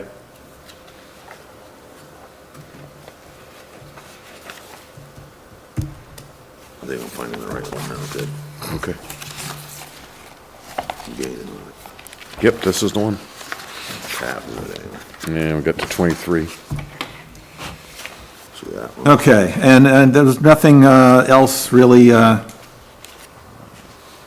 super worthy of going over again, and time's running on, so let's keep on trucking.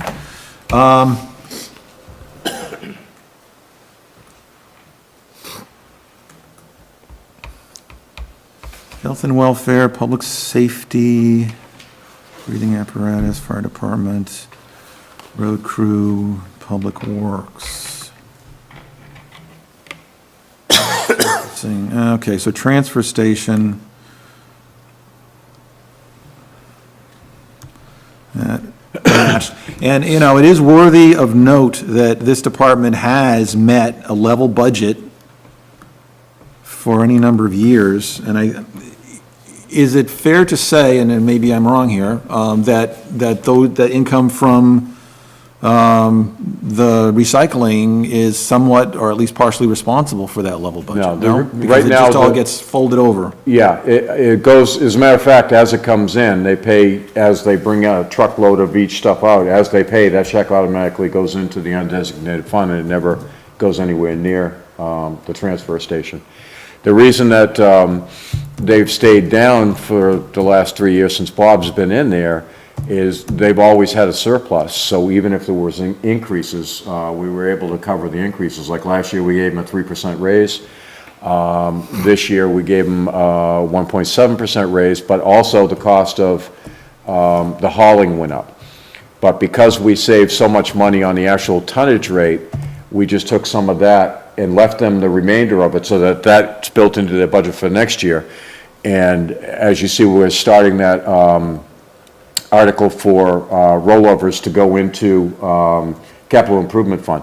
So at the end of this first year, because we started this new contract in January, so at the end of this full fiscal year, whatever's left in that budget from not paying that $88 a ton down to $70 a ton, $70.50, that will roll over into the capital improvement fund. So should the transfer station need, I don't know, paving, a new roof, one of their compactors breaks down, we'll have money in the capital improvement fund for them, so we won't have to go and borrow money again. Now, And that's made a From my- big difference, Paul, in the last few years, because in the last 5 or 6 years, we've also bought a new bottle crusher, we bought a thing for the plastic jugs. Yep. Squish them up so they can compact them, Yep. Stuff like that is. Tin Tin can loader. compactor, the cardboard compactor, yeah, I mean, it's just. It's made a big difference in our waste. Yeah, it's increased our money coming in for the. Right, it's not a straight expenditure, it's a way to spend less in the future by Exactly. spending a little bit more now. Yeah, Working smarter instead of harder, I I like think that. Ted's idea of these capital improvement these different accounts to the transfer station and other different things is the right way to go. Yep. And that way there, when they do have to have $20,000 for a new compactor or something, maybe we'll. All right, even their skid steer breaks down or something like that, so you never I think we're know. moving into a position where we'll probably be doing more of that as well. I mean, sand shed, what are we gonna do with that? That's gonna be a neutron bomb when it hits. Yeah, well, I mean, we already don't have coverage on the building itself. We have liability should somebody get hurt, but if anything happens to the building, there's no coverage from the insurance to And replace the building. when we have to do something, it's probably gonna be quick. Yeah. And we better have a capital account for Has it. anybody gone over and looked at Milton's? I have, yeah, the tent one, yeah, and it wouldn't be as much, Shapley just built one, but theirs was I like 500,000. Shapley's. I like Shapley's a lot better. We could put our sand and salt over there, it's big enough. But what Milton did was essentially, they had the same bottom Right. as we've got, Yeah, but they didn't put a wooden roof back on it. They put one of those fabric deals, Right. which cuts the amount of weight on the foundation by like probably 75%. yeah, I would think so with all the wood that's on that one, Yep. yeah. And it's all cedar shingles on top of the boards and the planks and, I mean, Well, you yeah, see, rafters and everything else. What's down there, I'll bet there's 25 or 30 of them in New Hampshire. state- They use that same thing, everybody. Yeah, the state helped us fund that, right? That's why, the state gave the plans, and I think that's why everybody When built Dick was those. in Slackman then, and it ended up, that sand shed didn't cost us any money, did it? Right. That was a $50,000 building, and ended up, that it didn't cost us any money as a taxpayer. I think I got a grant for it. Oh, did you? Yeah, The best thing you could do to that sand shed to alleviate the problem we had, stop and think about it. Where the snow load was, it was up where you have very little pitch. As you keep going down, then there's so much pitch, the snow can't hold onto it on the Put a side. hat on it? If you replace those top flat places with metal, look at any house or building with a metal roof. Yeah, it slides right off. A day or so after the storm, sun comes out, slides right off. Yeah. But that one in Milton, they just took all the wood off and put up a pipe frame and covered it with that.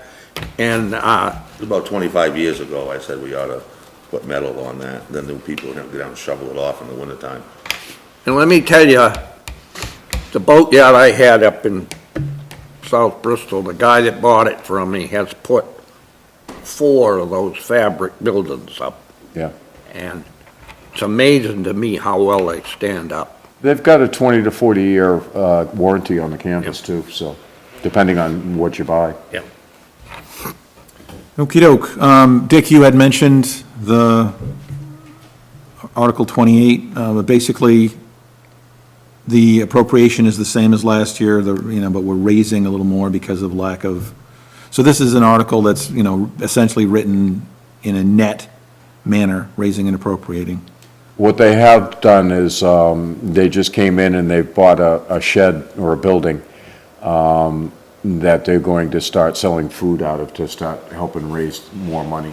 So they took some of their reserves and they bought one from the place on 111, the Amish buildings.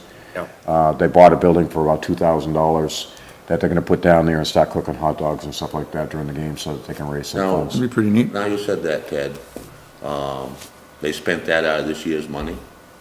I think they spent it out of their reserves. I'd have to ask Michelle where it actually came Well, from. and they roll over every year, so. Yeah, they roll over every year, so But they they, can't spend it, the rollover no, without going to the town. without going to the town. So they must have used this year's money then. I guess that leads me to another question. If, the kids' enrollment, they had said was down considerable, Right. for good reason, I guess, really, we've gone from 300 kids in down here to 200, basically. At the K through 8, there's only 200 down there now? 210. Wow. And, so my question would be, why do they still need as much money? Yeah, I guess the question would be good to ask them on the floor.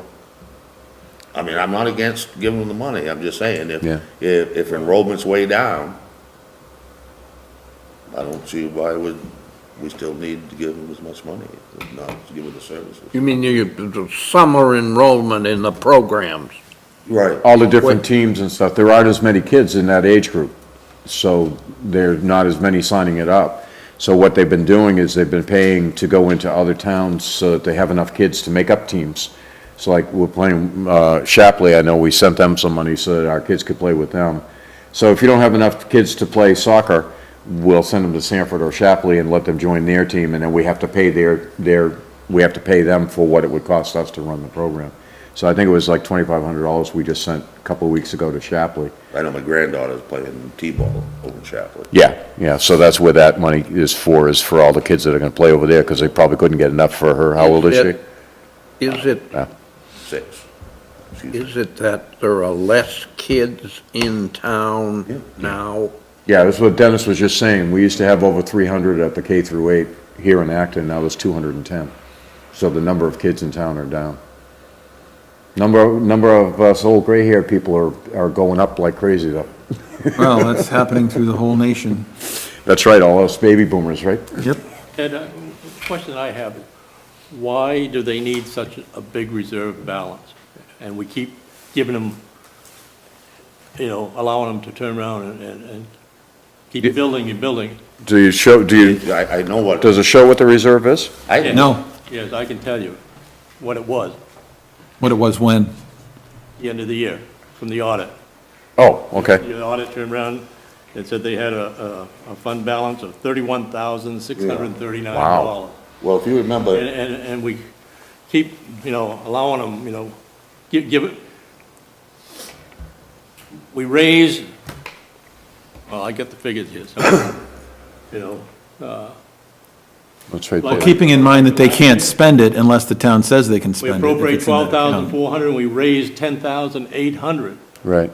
okay? And then they end up raising their own, through their fundraising. To make up and what they can whatnot. spend, yeah, right. And all of a sudden, and then you turn around and have got it turned around now so that any extra goes in the reserve fund, so all of a sudden, this Which thing gets keeps rolled. building, Yeah.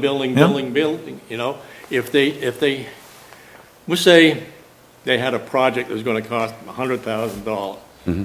Then I can see, okay, this is a way that they turn around and slowly, over the years. Well, is that how it was started when they bought the field and built the fields? Is that how it was But all I'm started, pointing but now out we're is not doing that anymore? Somebody needs to take a look at it and say, hey, wait a minute, maybe we don't need to turn around and raise $10,000 or $12,000, out of the tax money. Yeah. We can cut that back, because they've already got a huge reserve, that they don't even, like you mentioned, building or buying a little shed or something for. Yeah, they just did, yeah, That's okay. yeah. No problem, I'm like Dennis, Good. it helps, it's a good cause or whatnot, and Yeah. everything. But I have a problem when you get other areas that you're trying to cut back on and hold down everything, and all of a sudden, this is just kind of, and the thing here is that the majority of people, it isn't a known fact. It isn't, obvious. Yeah. It's obvious to me, because I happen to get a copy of the audit report, and I'm looking and I say, oh my goodness, well, if you remember a couple of years ago at town meeting, I tried to address that issue there. And there's a few people that almost handed my head to me, because I wanted to use some of their reserve money to offset, what we had to raise by taxes. And that's when we were still borrowing money to live. And it was said, and this is the problem, and with people coming and going.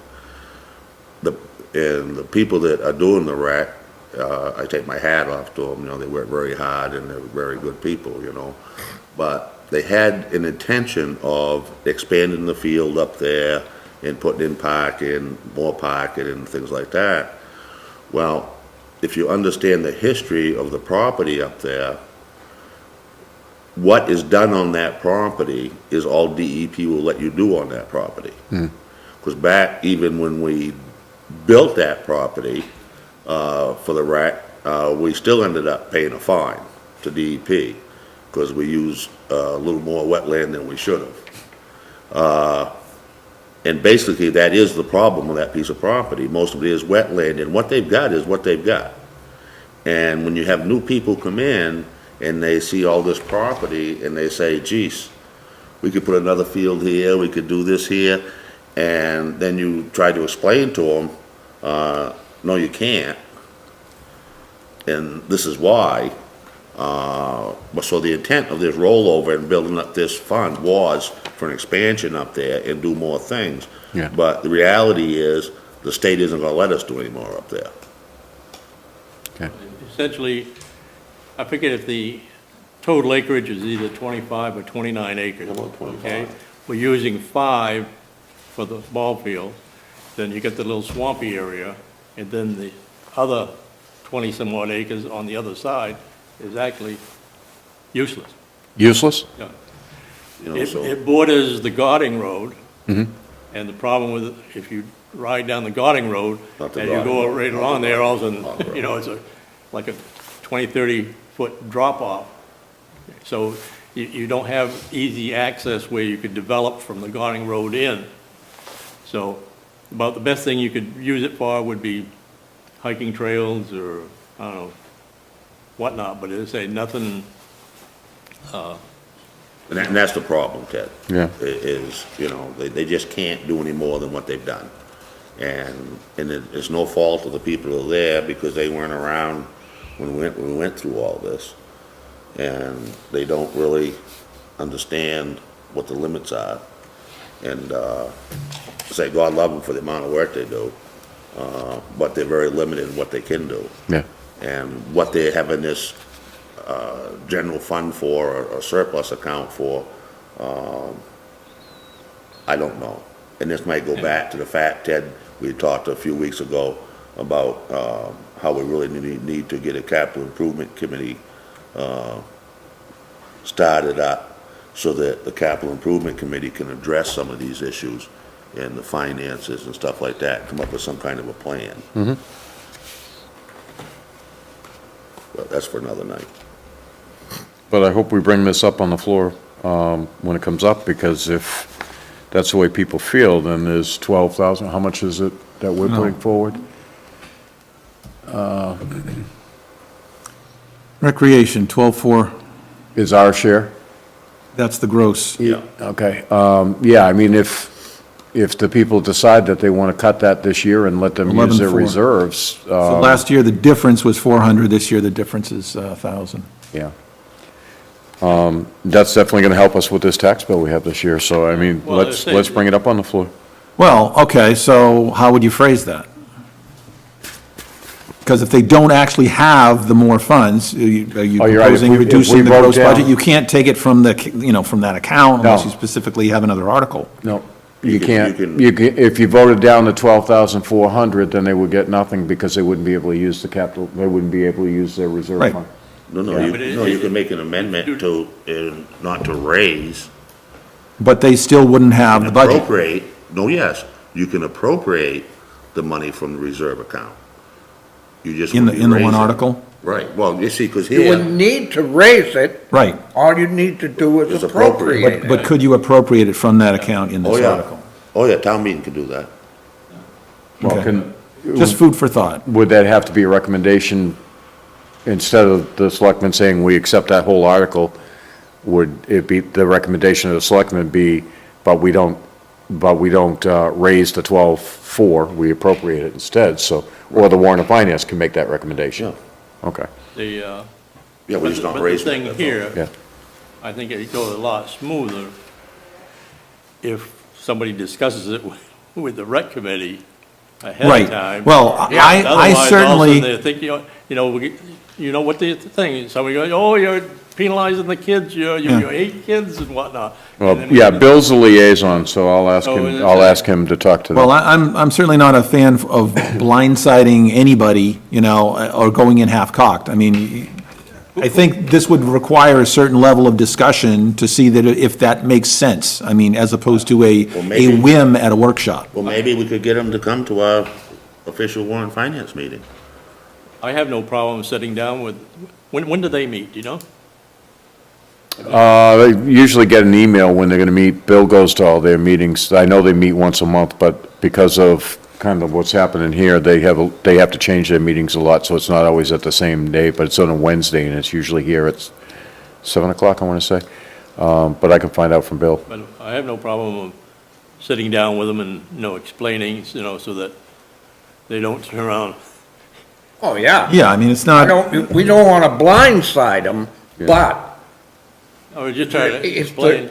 there is, we're trying to hold the budget down, but also, no reason to raise that amount of money if you've already got it in a contingency fund. but also keep in mind, I mean, we were lauding the merits of capital accounts not that long ago in this workshop, and that's essentially what we've got here, is a capital account for this department, for, larger scale things that they might want to do in the future, in all likelihood with that field. I don't know what those are.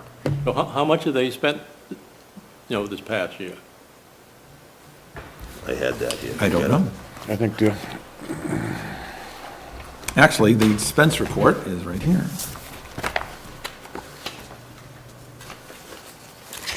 And that's departments. I don't wanna give Ted any more stuff. Last thing I gave him was Warrant, so. I wasn't gonna say anything.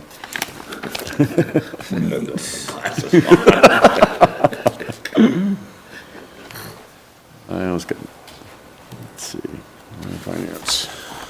It's Department, Division 113-01. See, this year you turn around and appropriating 12,400 and raising 11,400. You're only asking them to kick in $1,000.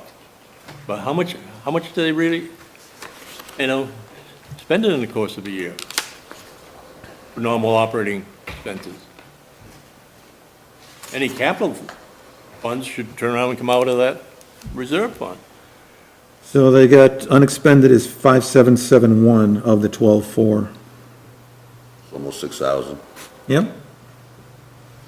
And that's, obviously the year hasn't ended yet, but, And this is their busiest time. yeah. Well, fall and spring. But, the spring should be all paid. That's right, for too, by because now. they're already playing. And the kids have already paid, Yeah. town's already paid, and the only thing they have left to pay is their, maintenance on the field. Instead of raising the 11.4, I think that could be cut back quite a bit, And I'm Well- not, even- without hurting them. and I'm not even saying take it all out of there, but, I don't know. We'll see what they have to say. I'd like to have them come to our next meeting, if one of them would. Well, and like, for instance, if the taxation increase for this article is $600 for this year, if that was taken off the gross, I don't think that it would, at least based on what I'm seeing on this expense report, and again, I'm not suggesting that happen without a good, long discussion with, with that group. I think it would be a little arbitrary and, No, I agree with you. But the thing is, Not even-handed, every but- $10,000 that we can save, sure. that we don't have to raise through taxes, is gonna be a considerable help to all of us. Yep. I mean, even just Well, keeping the and- raising the same amount and having the And- appropriation be less. Are you Because the income was guys less. aware that our people in Augusta are talking about raising the tax exemption from 10,000 to 50,000? You're talking about what Yeah, taxes? What does that relate to? We'll see it we'll believe it when we see it. What, the homestead? Yeah. Yeah, for people over 70. Well, okay, people over 70. You got a few more years to My go, mother will don't you? get a break. No, In that case, I'm really Just- glad I didn't understand just what he was think talking about. about what that does, Say hi. Oh, yeah, it's huge. I don't disagree with it, but. No, what I'm saying is, the town had better figure out where that money's gonna come from Well, you know where to it's gonna come replace from. it. You know what's gonna come from Ted, me, and Paul, because they're gonna do away with our exemption. No, but you know, I'm reading the paper and the people in Augusta, they don't mind throwing our money away. I don't see anything wrong with changing it. I see nothing at all wrong with changing it to people over 70 or whatever, getting a bigger amount, and people younger not. I just didn't think when I sent that email to LePage, that he'd listen to me, but apparently he's a lot more like me than I thought. Yeah, what else we got? All right, and, you know, I think I'll cap off this discussion by saying, you know, this is not a huge budget item, so sort of picking on a department, which is a fairly low budget, may not be the best of all, you know, possible uses of our time, but it's certainly worth asking the question and having that discussion. Good. I'll see if I can get them at your next meeting, as soon as you know when it is. Okay, exactly. That's a very good question. Okay, county tax, you presumably have already seen that we have 18 months instead of 12 months, and so that's going up 42%, and that's part of, Well, the question I have is, I thought that, you were gonna be able to pay that in installments. Well, we had a choice of paying it all in once in December, or paying it over 5 years, with the county taking out the loan, and us owing the county the payments plus the interest. And we felt where we just bought a new fire truck, we got a loan on that with interest, we're still paying on the reeval for another year and a half, and then last year, the town had us take out a $25,000 loan for windows, so we already got 3 loans out there. We didn't think it was a good time to do that, take out another loan right now. So we felt it was better to just pay it, get it over with, and then it's a one-time thing, and then we'll just move on. And I agree with that. One of the problems, Ted, that I'm having with this thing is that back in 1994, when I changed the town over to the fiscal year, and two different options that I had, okay? And so I chose the option to go with a 6-month budget and a 12-month budget. Oh, as far as starting out as fiscal instead of calendar? Yeah. And and then to make it easier, I turned around and my recommendation was to go twice a year tax billing. As it ended up, it didn't cost the town, I made money. If you look, that's the year that I put $50,000 and established a capital improvement fund. Yeah. Because there's a lot of expenses in the 6 months that fell over normally, you know, into the new year. And so all of a sudden, they were just incorporated in the new year. So in that 6-month budget, there's a lot of things, you know, 5,000 here and 10,000 there and everything. And ended up saving, you know, $50,000 that I was in there, and all of a sudden, it was still a net wash as far as the tax rate went. Yeah. No, we weren't given that option. They told us that we either had to pay it in full in December, paying them a year and a half, or we could borrow the money from them, and they would borrow it for all the towns that decided. And I think there's only 3 towns that I've seen that have gone with the borrowing the money. Everybody else has gone to paying it immediately. So let's hope that they do better doing it this way, and, I mean, with all the cuts they've been making. Dick, you want to see I want this back, but you want to see the paperwork? No? Yes? Okay, That's Got the letter from County of York. Giving yeah. us the options? Yep. Yeah. All righty. Moving on. Because I got a feeling the interest rate the county was gonna get was a lot more than the interest rate the town of Acton gets. Article 29, Conservation Committee. I'm not actually going through these in order, it's just the ones that seemed, you know, seemed hinky, or at least worthy of comment. Planning development, donations. Yeah. What is your intent here? I assume that these two are going to be ramped back, and that would be parent awareness and counseling service are going to go back to the amounts that are in the budget book, the 250 and the 5. Right. That's gonna be under their recommendation, And- but not on the request. Yeah, and then, 2 years ago, if we look back, now, last year, this went to town floor like Yeah, this. forgot about that part, yeah. And the year before was, the requested select board warrant and finance for the transparency. So this would seem to be a good model to follow, I would think. Yep. Because it is, pretty straightforward, and it has the totals on each. And last year, somehow or other, it just, was roughed out, but never really happened. As it got onto town floor, all we saw was the totals. And that's kind of what we have at the moment, so. We didn't have the recommended last year? Well, we had the total recommended. Right, yeah, that's because we didn't make any changes. Yeah. So that's probably why we didn't put it in there. We probably could have filled it in with those same Yep. numbers. We put forward everything, whatever everybody asked for, and then let the town decide. This year, Well, notice the 67,775 last year, and the recommendation of 61, and the difference really was the Sanford, Acton, Shapley dams, which is Yeah. actually. right, which actually went and back Shapley in. Dams. 5,000. So we paid the 67,000. No, we didn't, Now, the no. question I guess I have 4750 is, is what we paid. why is the dams Right at here. 6383 this year? No, we did. 478725, I think, is what they're asking. Yeah, this year over here. 4670.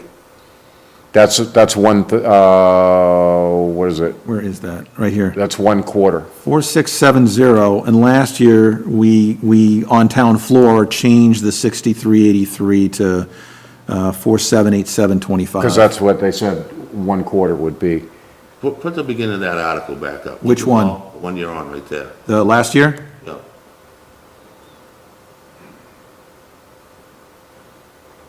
And what was the number changed to? It Well, was changed on the bottom, 478725. so this red stuff is what What they happened on did town was, floor. what they did was when Bill and Larissa were meeting with the former town manager in Sanford, wanted us to pay 1/3 Shapley, 1/3, and Sanford 1/3.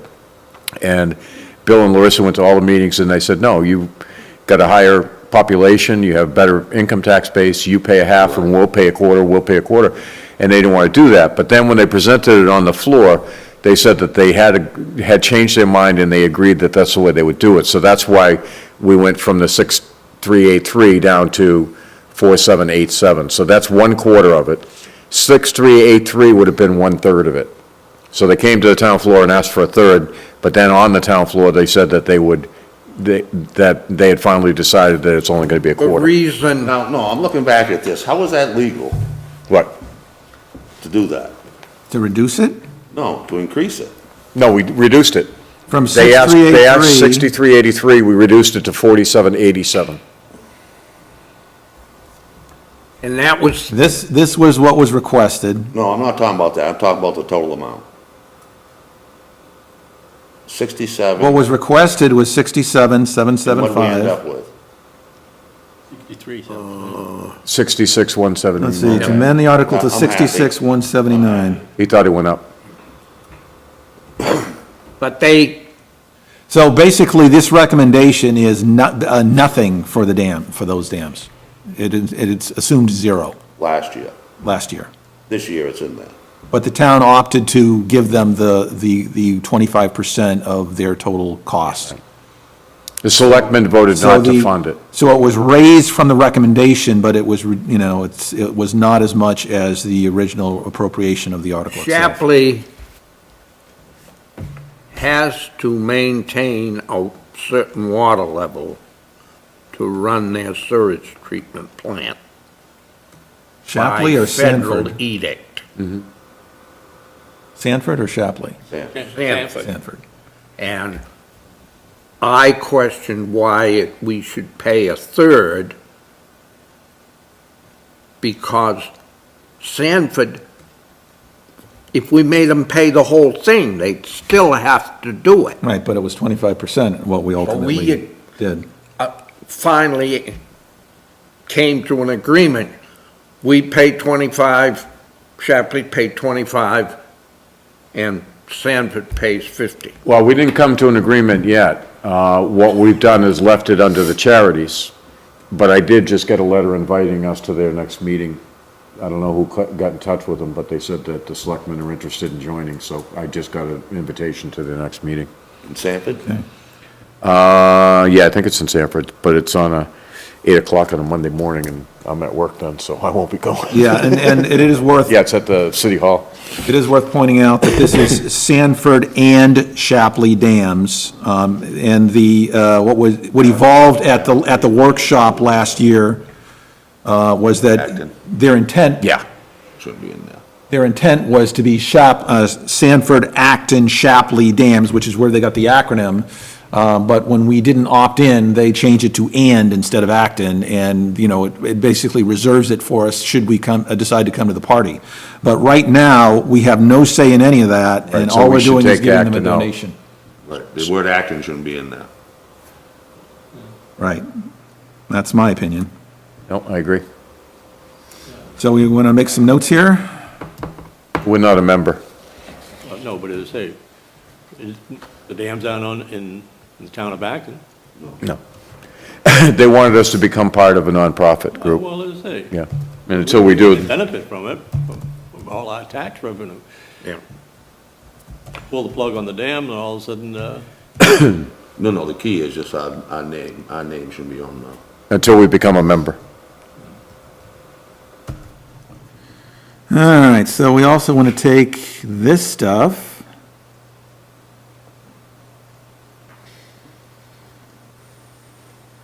I think I'm just going to copy this whole thing so there's no misunderstanding.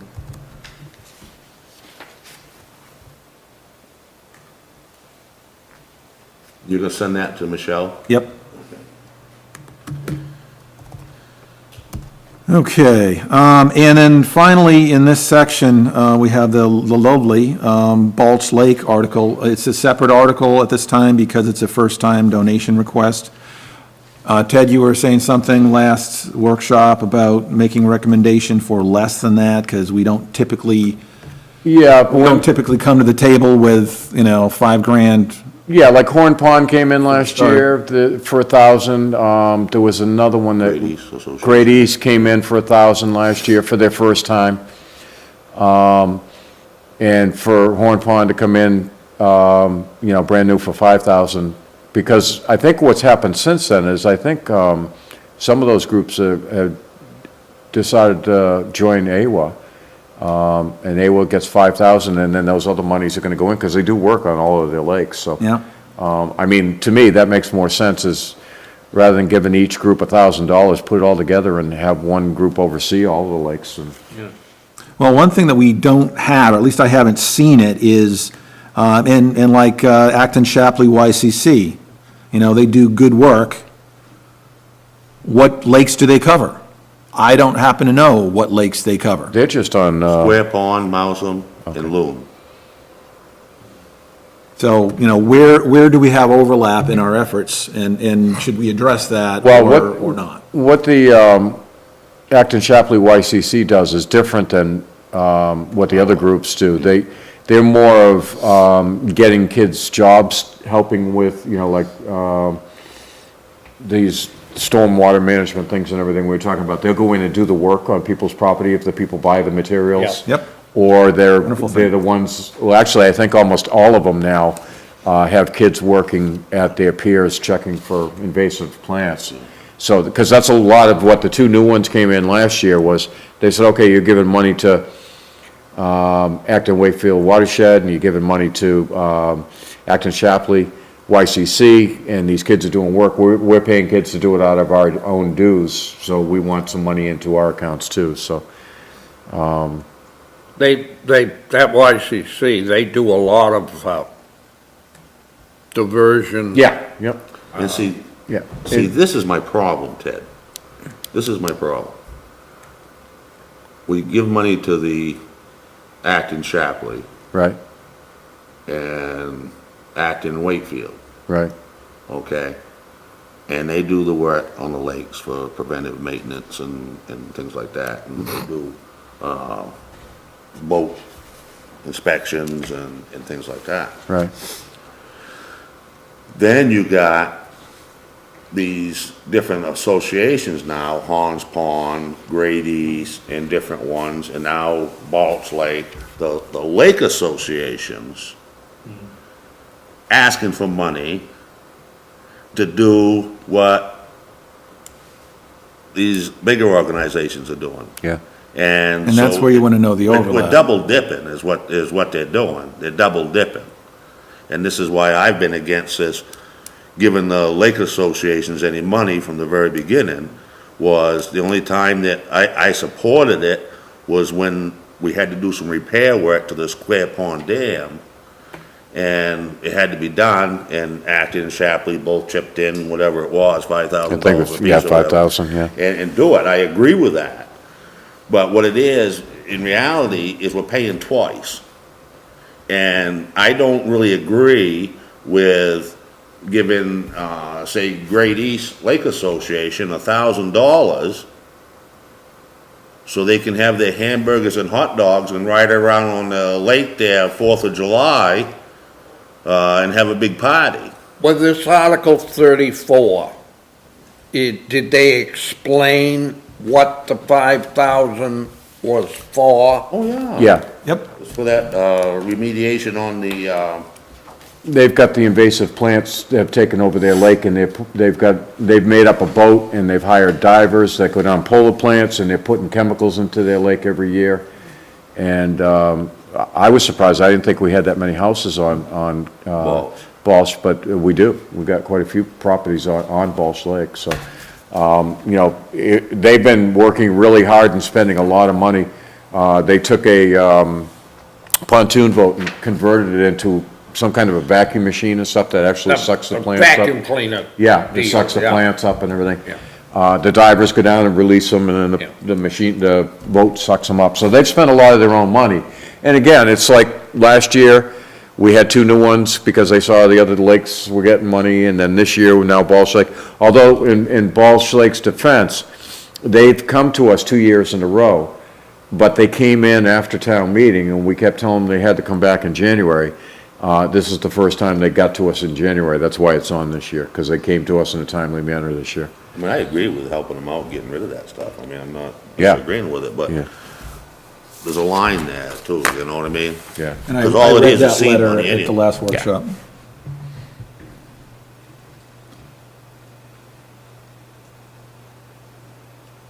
Oh, yeah, so we've already, so we have the 2 items gone.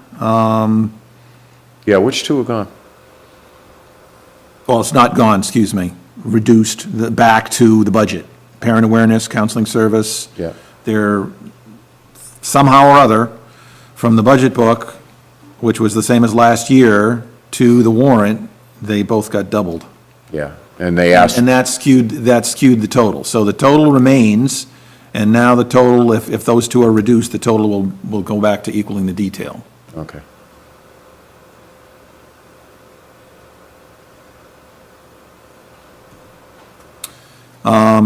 So, yeah, Balch Lake Improvement Association, I think Well, it's going to you know, be a If question. anybody questions it, you have a letter Yep. explaining where the money's being used. And, you know, they point out that they've been treating the New Hampshire end of the lake. And the water comes down through Maine and across the dam. Where does it go? Into the Salmon Falls from there? No, that's part of the Saco River. Saco, yeah. Yeah. Okay. It's part of, all coming into the But, Saco River corridor. You know, I know how it's an expensive proposition to get rid of it. And I'm sure they've had a boat in operation now for 2 summers. And Well, I'm not once you- questioning the value of it. yeah, so, Man, should have cleaned it up. Try to anyway. So for 36, based on discussions at the last workshop and then follow-up discussions with the town treasurer and Ted, This is apparently not going to change. What was going to happen is the capital improvement fund was going to move up to the upper section to appropriate, because there was about the right amount of money in there to fund a project. Right. But now there's going to, if a different article that's in this year's warrant, which we'll show in a moment, goes through, then there'll be an extra 40,000 in there, so it's going to be handled a little differently. So the idea is to keep this where it is, so we're going to roll it, but we're not going to do any extra appropriations in Article 36. So Right. basically, it'll be the same as last year, with the exception of these two changes. Why are you changing that back, Ted? Paul brought up that the next article, to see if the town will vote to appropriate up to $40,000 from the undesignated fund to be transferred into the capital improvement fund for future town improvement needs. That $40,000 is what we're projecting is going to be left over or given back from all the departments this year. So if they vote to move the capital improvement fund up there, then they vote to add 40,000 to it, that means the selectmen have the opportunity to spend the 40,000 plus whatever's in there now instead of just the 15 we need. So we're gonna ask for a separate article for Little too 15,000 open-ended. out of that account, just to pay for that for that project up The front. proposed draft article is up And then the there. rest of it stays in the budget, because we don't need 48,000 or whatever it comes out to be after we sell this property. We just need 15,000. So that way, the rest of that money stays in the capital improvement fund. We have to come back to the town again to ask before we can spend any more. If we move that up here, and it says, carry forward the following department fund balances and allow the balances carried forward to be appropriated, that means we could spend all of that money, and we don't want to do that. So we just need 15 grand for the handicapped access, yeah. So this is 37 and the proposed presumably 38. Again, this is not part of the current warrant. I'm expecting that some form of it probably will be before our meeting. But right now, this has the spirit of what I think is intended, that we're going to be asking the town to be able to appropriate the 40,000 from undesignated, put it in the cap improvement. The previous article will roll that without actually appropriating it. Right. And then this new article, which will possibly be 38, or at least some high number, hopefully, Yep. will kind of goes into detail about what is expected to be done with $15,000. So transparency again. Yep. I like it. So that's, okay, so 37 remains as is. New article, yes. Could I ask a question on that last one? Which one? On the handicap, Yeah. you're gonna have, does that include fixing the one downstairs? Which one downstairs? One out front? No, down, it goes into the conference room down below. There's a handicap, that's just a walk-in door, isn't it? Oh, there's a ramp there, but it does not have any railings. Oh, what the 15,000 is out here where the What I'm hot saying, top is. I don't believe that meets code without the railings. I'll ask All Kenny. I'm saying is if you're gonna do work on handicap access to this building, then turn around and take care of all the problems. Well, we don't want to ask for that much money. We're doing it a little at a time based on what we have. We're asking to use the money we got from selling tax-acquired property to pay for this so that we're not taking money from anything else. No, but I'm just saying. Yeah, no, I know what you're saying, but, Handicap access, Yeah. spend money on that, then fix the one that you didn't do, somebody didn't do right the first time. well, what we can do is take the one from that door and put it down there. Because Oh, we what won't are be you we won't be using that one anymore. You won't be using that one anymore? No, we're gonna make a big, long one that goes right up the front of the building. You know where that big hump is that you Yeah. have to walk up over? We're gonna put a retaining wall with a handicapped access that comes down the front of the building and a staircase over on the library side. So if you wanna walk up the stairs, you can, or you can walk around and walk up the ramp. And then it'll be a nice retaining wall, make it look nice out there. And then you're just gonna do away with this ramp? As far as the ramp, yeah, because that one, you know, with the amount of height we have, I think it's a foot. Yeah, it's way too much. Yeah, what's it coming down, a foot per inch, right? You have to go down, you can only drop an inch in a foot. Yeah. So by the time we go from that height out there, down to here, we're gonna be out to the front of this building anyway, so you don't want that one there, so. Yeah, well, that's the plan, and we have to put it out to bid and everything if the town approves the money. But that's the plan to do, right after the, town meeting. Okay, so this one we had not talked about, 38. So we need to ratify a couple of overdrafts, and those are actually from Article 25, or the parent account in Article 25. Right, And- we've gone over budget on the sand for the last 3 years in a row. And the year before that, there was excess. We're allowed to go over, but then we have to ask the town, to approve it at the town meeting. We're allowed to go at the time, just so we can make sure everything's taken care of. Well, for the past 2 years, last year, I know we took the money from excess that was in the transfer station to cover it. But we changed the transfer station and separated it from the general, from our account, so that we can't transfer that money into the snow plowing account this year because of the way we broke up the different departments. So we have to ask the town to take that money out of the undesignated fund, which was what we have already done anyways, and they just have to approve it.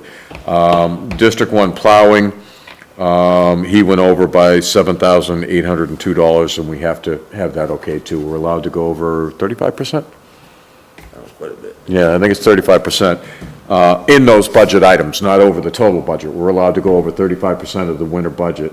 Yeah. In extreme cases. And this year, well, you know, one weekend right after the other and day after day, and so there's a lot, you know, they just get the salt and sand down, get everything melted, and another storm came down on top, and then they're plowing it off again, so that's why we went over.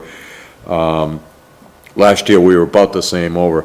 So the road commissioners had come and asked us to increase that budget by $25,000, and we decided that since we are allowed to go over it, over the budget, rather than tax the people $25,000 extra in case it got bad again next year, rather not put that on, especially with the $130,000 or $138,000 for the county. So we decided not to increase that budget. If we go over again, then we'll come back next year and say, okay, we went over, we'll take it out in the undesignated fund. Keeping in mind that the undesignated fund this year, at the end of this last year, was just under $1 million. It was $994,000 or something like that. That's So- more money than this town has ever had in its history, Really? yes. Well, I'm hoping to go over $1 million this year. In 1990, when I was chairman of the board, I couldn't wait till the end of the year and have the audit done. And when I looked at the audit, it was a negative number. A negative number, Wow. a minus 17,000, I think, either 200 or 600, but over 17,000 negative. Wow. So for accounting purposes, what do we do with this? Do we actually stick it in last year and say that's what it cost last year because we went over? Right, it's already been spent, Right, and then the town has to approve, but even if they Right. don't approve, it's already been spent. sure, but just for purposes of saying last year compared to this year, I'd stick it in last year because in fact, last year cost more than we're saying. Right. Yeah, so the money's been spent, so it's just gonna be okayed by the Right, town that we just a spent it, so ratification, it's mostly for bookkeeping for when the auditors come in. If we had taken the money from another account and just paid it, not taking it out of the undesignated fund, it wouldn't have been, and we wouldn't even have had to go before the town. But we wanna let the town know that we ended up spending, what, $29,000 more this winter than we expected to. And I think separating that stuff out like you have some, Ted, like it used to be, is the right thing to do, because lumping all these different departments together is, one, it really isn't fair to any one of the departments, whether they overspend or underspend. It should be separated out, and I think, I'm glad you guys are doing that. Oh, thanks. So Article 39, and yes, we are approaching 40. Time to go home?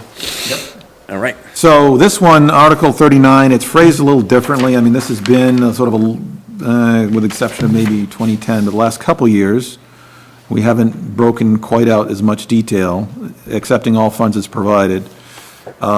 This year, it's, I think, phrased a little 39. more broadly and a little more rationally, to just say, accept any and all funds received from the state of Maine and the federal government. So as opposed, if somebody other than the Maine State Legislature wants to send us money, we'll take that too. Well, And anyone in the federal government. why couldn't you, I mean, that says any and all funds received from the state of Maine and the federal government. Right. What if you get somebody else gives you the town money? Like China? Who knows? A conscientious citizen. If, You laugh. Can't spend it. Talk about Ted again. Huh? You gotta get town meeting approval to spend it. yeah, if we wrote if we get, if We- we wrote a grant, we'd have to get the town to approve us accepting the grant, especially if it had, where we had to pay matching Yeah. funds, so we'd have to come back and ask for the town. I don't, I think keeping that simple like that's fine. Yeah. But all you're asking in this is to accept it, right, Right. No to put it appropriation. into the system. right. Yep. And that's for funds that we already get. I mean, well, we used to get. I don't know if we're gonna get anything from the state this year or not. We won't know that until right about town meeting. You'd be lucky if you know it. Yeah. You'd be lucky if you know it by town meeting. One thing I want to comment on before we get done here, and that's the wording of the articles. I remember, Ted, it was 4 years ago, these articles were written to see if the town will, see what sum the town will, no, not to see what sum, to see if the town will raise and appropriate a certain amount of money. And I was very, very stubborn on making sure it was worded like that. And it was said to me by many people that I was taking away the right of people to make decisions at town meeting. Because you have two options. You can either vote in the amount that is on the article or vote in less. And my theory was that this is what you elected the selectmen and the Warrant and Finance Committee to decide. Right. What was the best interest of the town as a whole. Well, keeping in mind that the Warrant and Finance Committee is advisory only to the town body. I mean, that's it's all the it's other the selectmen's warrant to That's do all the other whatever one. they will, And so I was very emphatic on having it like that, and there were some people that really got very upset about it. And I thought it was interesting, and this is just about this current year. We've already had one town meeting. And the school department, for whatever reason, wrote their own warrants, as I understand it. They have been, and then they have it Always do. approved by their school attorney. Okay. Yeah, And when I was a selectman, the school is a department of the town. In reality, it's a selectman's warrant, okay? If it wasn't a selectman's warrant, then the selectman wouldn't have to sign it and Right. have it posted. yeah, it was our warrant. It is your warrant. Yep, And so they left theirs open-ended. Yep. Because they wrote theirs to see what sum. yeah, And when we changed it to the way you guys are doing it, we also ran it by the school's attorneys, and that was just fine, the way we did it. yeah. And I think this is, the way you guys are doing it is the right way to do it. It's exactly, you guys have an exact number to work with. And this is what we elect you guys to bring to the people, unlike and I've gotta say this, unlike the school department, that has the luxury of taking money out of the undesignated fund balance and starting separate accounts, like the capital improvement account, instead of jumping on the bandwagon of the selectmen, knowing that we have a huge tax burden this year, trying to come up with $135,000, whatever. Yeah. And that money could have just as easily been used to keep the taxes down in the town of Acton. And $50,000 out of $135,000 Make a big would difference. made a big difference. And I didn't like it at the budget time, and we're still talking about budgets, and I still don't like it. And that's all I get to say. How many total? 41. Well, the first one we talked about is the last article. Stormwater. But there'll be 42 when we put the new one in, right? Yes, they will. We can put it just as 42, where it's just Yeah. 15,000. We could do that at the end, so that way it won't mess up your thing. Sure. So when we Well, plan- and when do we plan on less that? room for human error as well and making other changes. Yeah, and why don't we plan on doing that? We'll make Article 42, to see if the town will appropriate. So, raise. 42. Ted? One of the things I noticed on the school articles, they only appropriated $65,000 for nutrition, for revenues. Right. So I hope you turn around and include all their other revenues into the article The here. state changed the way they did it somehow this year. Yeah. Yeah, if you look at, No. If you look at prior year- It's been 2 years. Yeah. Yeah. What happened was the auditor, Still, right here. they're not gonna do it on their set of articles. You gotta pick it up somewhere. no, it's been picked up. It's been picked up. What happened was, the first year I came in, the auditors came in and said, look, they're taking the money twice down at the school. And it was the nutrition. Because the state had, when the consolidation came in, they changed the whole way of writing the school warrant articles, and because we went to the vote and everything else. So everything had to be done just so for each article. So the state tells them how to write their articles. I mean, not the question itself, but I mean, what's in each article. So all of their extra funds, their federal funds, their, the reading funds and all that stuff, that's in another article. But for some reason, that federal money that goes towards the lunch program, the school lunch program, that 68,000 has to have its own article. Before, they were putting that 68,000 in with the other things, and because the state required you to have this new article, they were actually asking the town for 68,000 twice. Yeah, but it was. And then we were giving it to them twice, so even though their budget showed an amount, there was $68,000 extra going into the account, so that's why it had to be changed to having that own article. All I'm saying is, you got that one there. Yep, and all the others are in there too. No, they didn't have that. on All Yeah, of they their, are. all of their individual funds, the additional funds that came in, like even state aid, for instance, right. are not specifically cited.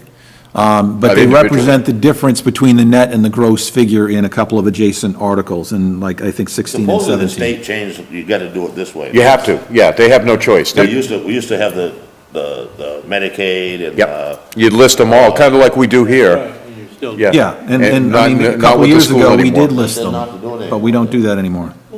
that's what they said. The state told us we had to do it, we had the lawyers going, the You can't accountants and have your everything. increased homestead exemption and plus have it both ways, Dick. All right, if you want a $50,000 homestead exemption, you gotta agree with LePage. And I believe that ends our workshop for tonight. Thank you, Paul. Thank you, gentlemen. How come? Missed all